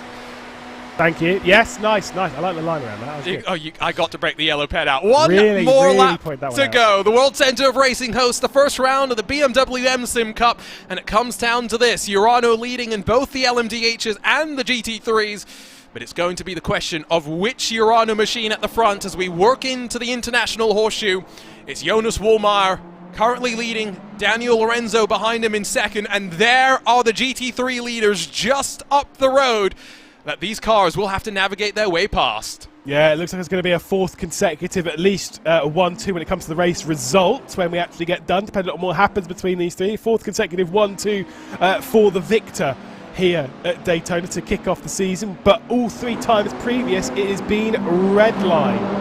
Not the show today, that's for sure. It's all about Urano right now. They've picked up the pieces of everyone else. It's been brilliant for them in the LMDH category. So we'll watch them canter around the traffic, but Alexei Nesov, half a second clear, I think has this time just enough of a gap, and now we'll get the tow from the GTP cars as well to just help him build the buffer maybe slightly more, as into the Le Mans chicane for the very final time in round 1 of the BMW M-Sim Cup. It's the drag race. The hybrid spools up. Has Daniel Lorenzo got the run, or does Wollmeyer hold on? Yeah, I'm not so sure. It's looking very good for the 91 at the front. The one's not got the speed, but obviously this is where it starts to build and build and build. Daytona has been Team Redline's playground for 3 years of BMW competition. Today, Urano Esports breaks the streak. They'll come out on top in the LMDH class, with Jonas Wollmeyer taking the very first victory in the prototype class of a BMW Virtual Motorsport competition. And behind them, the GT3 cars. We'll see Alexei Nesov and Urano take the double victory across the line. An immense day for Team Urano in what was chaotic. They emerged through the smoke, through the carnage, on top across our 2 classes. There's a few grand they've taken today. That won't go down too badly for the Urano camp. Like I say, a 1-2 in LMDH, a victory in GT3. Sadly, the GT3s were so close to the LMDHs, we never really got to saw their finish properly. But again, very, very impressive. Williams Esports stayed out of that one. And again, another penalty potentially lingering over the head of the number one. They've already got a 15-second time penalty. It could promote the Williams Esports Razor car potentially onto the podium, and if dependent on what happens with that second penalty. But of course, that is one to be decided essentially another time. In the stewards room is where that is also going to be decided. So on the commentary booth, that's for sure. Yeah, give Paul Smith and Randy Cheneth and Hugo Luis a bit of an extra bump in pay, because they're going to have to stay a bit longer to work through that one. We'll wait for the cars to come across the line, and we'll get the results up on screen for you. Tumultuous at times. We started with 55 cars. I think we only saw about 37 of them actually get to the end of the race. I think it just shows how chaotic these races are going to be over the course of 2022. 2 classes of competition. 3. 2 classes. Oh no, you said 2022. I did that. And we're in February already. Oh my word. Yeah, I'm still making that mistake when I write things down. Not a mistake, though, at the top of these results. The rest of them are going to shake around just a little bit, I think. But Jonas Wohlmeier does grab the victory over Daniel Lorenzo, championship points and money going to both of their pockets. While Williams Esports Razor, of course, did have a 10-second penalty lingering over them. That penalty would still leave them in third, but it's the second subsequent incident that will likely see Carl Janssen and Williams Esports Razor promoted to the podium. Pablo Lazar will, I think, provisionally end up in 4th, and then maybe we'll see Pure Sims and Obsidian Racing's number 9, and then BS Turner move their way on up. HS Racing Sniff, the departed Veloce drivers of Patrick Wolf and Sven Noller had to pit early but come across the line in 9th position. They'll be hoping to show more next time out at Sebring, while the Wave Italy Racing team rounds out the top 10. Peter Zuber in 11th for one of your race clutch entries. Difficult day for them across the board with Netrex Grand Prix, Riley Sim Racing Blue, Benzo Racing, SRC Movano, and then Maniti Racing 17. The 16 cars scored on the leading lap. 1 lap down, it's Aspar Team Esports BMW Sim Cup in the Arenage competition number 22. 2 laps down scored for Door Esports LMDH, had a spin late in the day, while Ilka Happel in the Orion Race Team number 46 never really got into the race.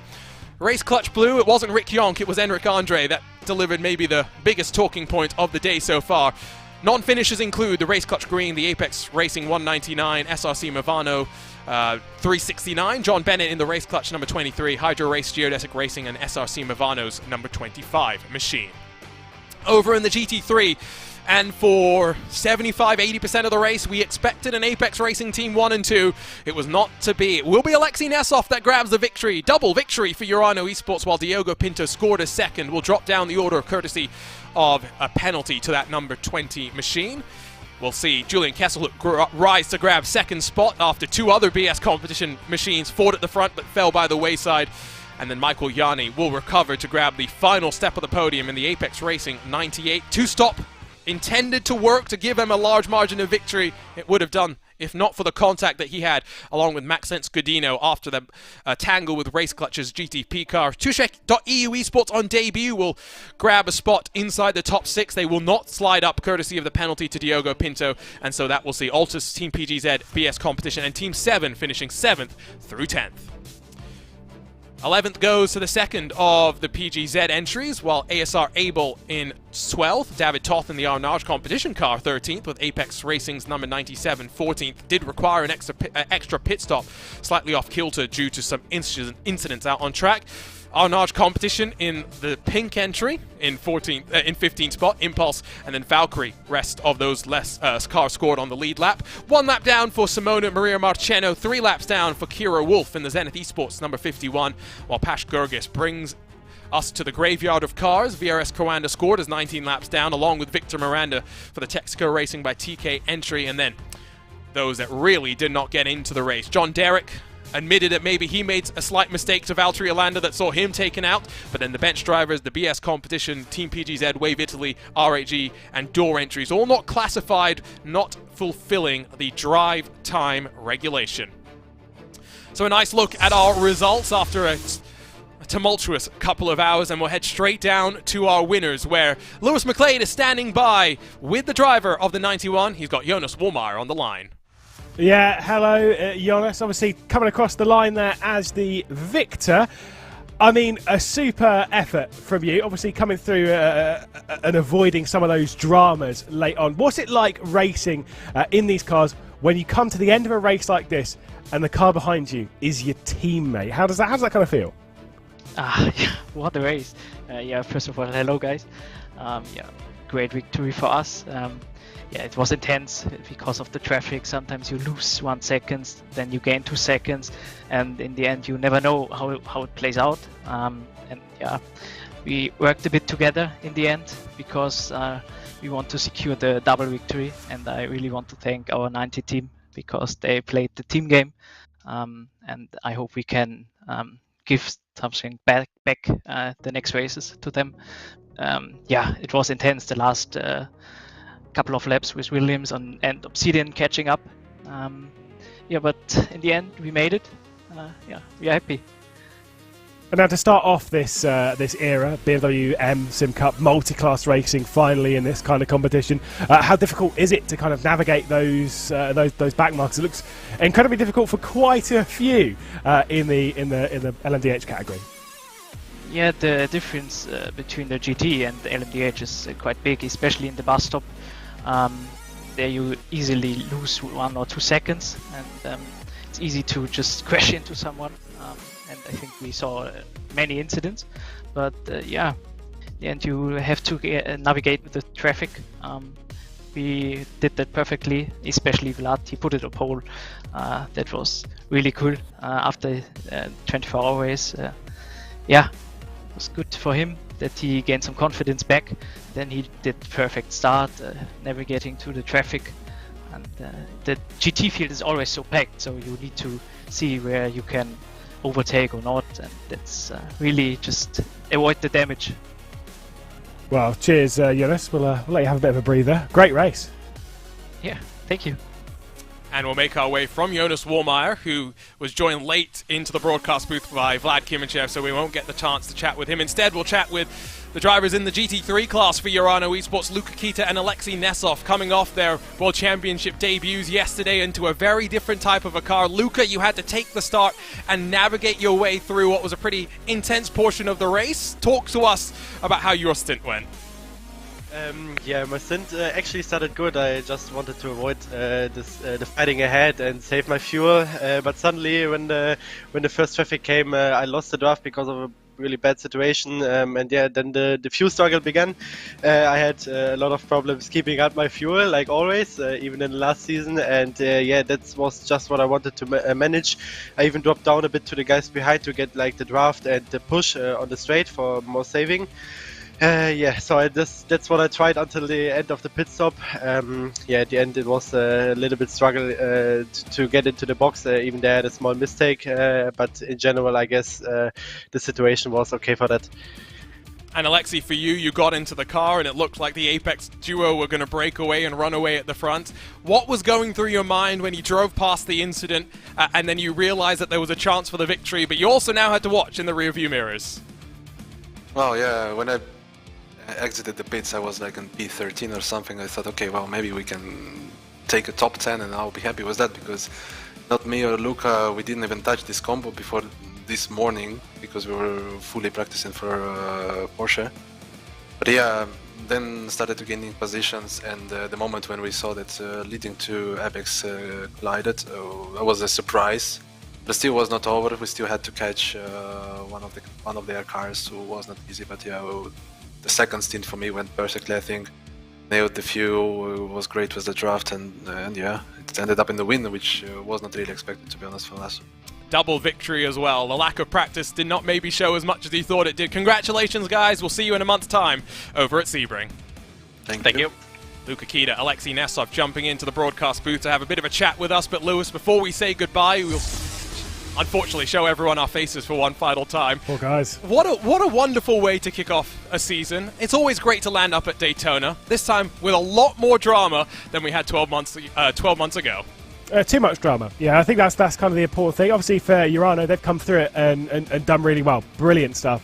We love seeing that. Yeah, we love seeing teams that are maybe the unexpected ones. Not saying that Urano are like that. I mean, anyone who's watched the VCO Pro Sim Infinities and VCO Infinity earlier on in the year will think, yeah, they're a very strong team. And anyway, in BMW competition as well, they've been very impressive. But realistically, I think that the main talking point that we're going to leave with the day isn't even what happened with Urano. It is all going to be about the LMDHs and their lapping of the GT3s, which, let's be honest, was poor at best. Hopefully, when we come back to Sebring, things will calm down, things will smoothen their way out, and we'll be able to bring you an even better show than what we had. Because let's be honest, we had plenty of drama. We just need to dial the drama back and have the great racing. Keep that, because Sebring was great last year as well.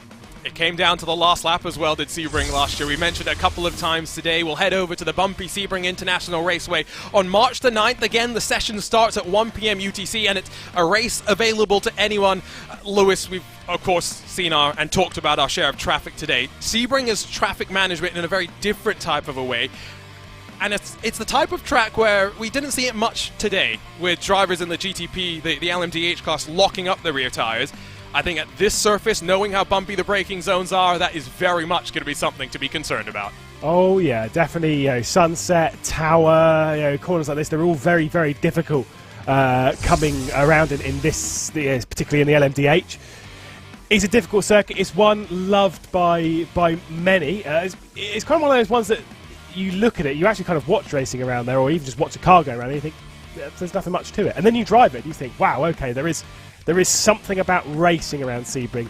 Absolutely love it. Almost always makes a great race. And we'll keep our fingers crossed in a month's time. That will be the case for us as well. And of course then, over to America's National Park of Speed, a trip over to Germany, albeit briefly, before we return to upstate New York, and then dally over to the Ardennes Mountain, work our way up to Fuji, back over to Brazelton, Georgia, just in time to land up there after Petit Le Mans. TBD. Very interested and curious to see what people think that round number 9 is going to be. And then, of course, just 2 weeks after the penultimate round of the championship, Lewis, we head to Suzuka. Like you mentioned at the very start of this event, Suzuka's a difficult place to close out a season. It's a difficult place to close out a championship, but it's a place where champions are crowned. Yeah, a lot have done, obviously, in Formula 1. I think it's 16 champions, something like that. Championship finales have gone down to Suzuka, obviously, over in that neck of the woods. Here, it's a great track to go racing at generally. It's normally one that causes drama, even if you're a Formula 1 world champion. I don't think he was at that point, with contact between himself and Josh Rogers. Remember that one down into turn 1? We've had our fair share of dramas in this competition there, and I think when it comes to a championship rivalry towards the end, we'll have to deal with that in the near future, but I'm sure we'll get our fair share of drama there. It's still a long way to go before we have to worry about the championship itself, but the journey has started, and we'll be on this road until November the 19th when we bring the 2023 BMW M Sim Cup to an end. For now, though, from the Sunshine State, thank you for joining us on iRacing's esports network as well as on RaceSpot TV. What a show we had. My name is Arjuna Kankipati, alongside with Lewis McLeod, and we'll be back in a month's time to work you through the madness at the Sebring International Raceway. For now, it's Urano that break the stranglehold of Redline at Daytona.